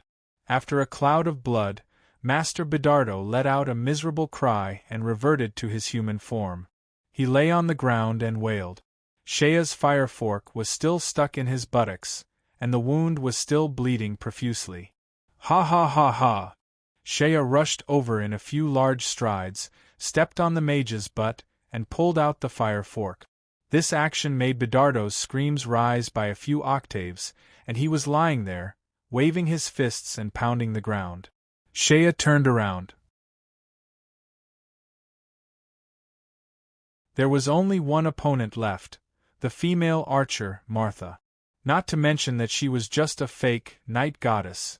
Even if the real night goddess didn't have a bow and arrow in her hand, in Shea's eyes, she was just a punching bag. Well, the old man said that it's best for a man not to hit a woman, so you... Shea hesitated for a moment. He wanted to say, so you can just surrender. However, the beautiful Miss Martha had misunderstood this vicious bandit. Facing this bandit who had killed 3 of her companions in one breath, she was so scared that her beautiful face lost all color. Her legs trembled, and she suddenly pursed her lips and began to cry. What? You can rob money but you can't rape, Shea. He stared at Martha with a pair of eyes but suddenly cried out, Rape? To an ugly person like you? In your dreams. Shea was very angry. He felt that he was insulted. Rape? Just by an ugly person like you? Humph, even if Lao Tzu wanted to rape, he would have to do it with a real woman like Aunt Sophia in Wildfire Town. The old man is smiling in the underworld. Shea walked over and kicked away Silver Sword Saint Jerry who was blocking in front of him. He stood in front of Martha and snatched the iron bow from her hand. Martha didn't dare to resist. She almost took the initiative to throw the bow to Shea and then obediently squatted down. When the bow was in his hand, Shea felt that something was wrong. If it was a real iron bow, then its weight would naturally be very heavy. But the iron bow in his hand was so light that it didn't weigh much. He was afraid that although the bow was black, he could tell that it was painted black with a careful look. With a flick of his finger, a crisp sound rang out. "TCH, I thought it was a good bow, but it turned out to be a fake wrapped in tin. No wonder it's so light." Shea was very disdainful. Tin was light and brittle. It was usually used to make decorations. In Wildfire Town, there were some children who used tin to make swords as toys to play around. No wonder when he saw this woman holding an iron bow and pulling it into a full moon, the arrow was crooked. Shea thought for a moment. Although the bow was fake, the silver string used as the bowstring was real. He tore the bow in half and pulled out the silver string. He rolled it up and stuffed it into his bosom. He opened his mouth and said, "What other good things do you have? Don't let me search you. Hand them over." Jerry was lying on the ground and looked at this uncle in fear. We only have some money on us. It's on my belt." His belt had been cut off by Shea's axe. Shea really did pick up a money bag on the ground. After opening it, there were only a dozen silver coins. There wasn't even a single gold coin. Although this harvest was not small, Shea was still somewhat depressed. These guys claimed to be experts, but the money they had on them was not as much as that poor thing. Next, Shea's performance made the four prodigies of King City deeply understand what was called extremely vicious. This guy was simply the reincarnation of a hungry ghost. The first thing he did was to take away Enigure's battle-axe. This battle-axe was a genuine treasure, and it was several grades higher than the firewood-splitting axes of his three companions. There was also Martha. Although she was scared to the point of trembling, under Shea's coercion, she still took off her white rhinoceros leather armor and offered it to him. What made Miss Martha most ashamed and resentful was that after she took off her leather armor, her inner clothes were thin. She fearfully hugged her chest, afraid that she would expose her body in front of this thief and arouse his beastly desires. But this ferocious thief actually looked at her with a very disdainful gaze. He even sighed with a pitying tone. "Alas, it's really pitiful for a woman to look like you. Alas. Actually, it's not your fault that you're ugly. Just go out less in the future." Martha stared at him with her dead fish eyes. Jerry's armor, which had been split into two halves by Shea, was also wrapped up by Shea. "These are all high-quality stainless steel. If I take them back to Wildfire Town, I can sell them for money." There was also Nigel, who was finally rescued by Shea from under the tree. However, his leather armor was also pulled off. His huge shield made Shea's eyes shine. A battle-axe in one hand and a huge shield in the other. Haha, this really does look like a well-equipped demon hunter. The luckiest one was that magician Bidaldo. Originally, Shea had taken a fancy to his leather robe, but he found that the robe had already been pierced by his fire fork and was full of blood. Only then did Shea finally give up the idea of stripping this magician. "Are you really a magician?" Shea was a little more polite to this guy. "Just now, you turned into a rabbit. Was that really magic?" Bidaldo was in so much pain that his forehead was full of cold sweat, but he had no choice but to answer, "Of course it was magic. Alas, is a magician's ability so weak?" Shea was a little surprised. Bidaldo quickly shook his head. "Of course not. I'm practicing transfiguration. Unfortunately, my transfiguration is only at the first level. If my magic power is more profound, I can transform into some powerful beasts, such as bears or lions. Even more profound transfiguration can transform into powerful high-level magic beasts." Unexpectedly, he was actually a magician? Shea was in awe. Then, he very unceremoniously put his hand into Bidaldo's clothes and searched. According to legends, magicians were very rich. Magic gems, magic cores, magic crystals. Every single item represented a shiny gold coin. But Shea was disappointed. This magician Bidaldo's pockets were even cleaner than his 2 days ago. Not to mention gems, there wasn't even a copper coin. "How did you become a magician?" Shea was very angry. Magic gems? Crystals? Magic cores? Gold coins? Bidaldo opened his mouth, thinking that if he had those things, he would have advanced long ago and not be bullied by a bandit like this.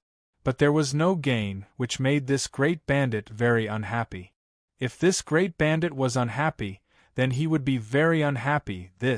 I can tell you a secret. Bidaldo struggled for a moment, a secret to getting rich. Seeing that Shea didn't believe him, the magician struggled for a moment and hurriedly said, "What I said is absolutely true." Saying this, the magician's expression was somewhat complicated.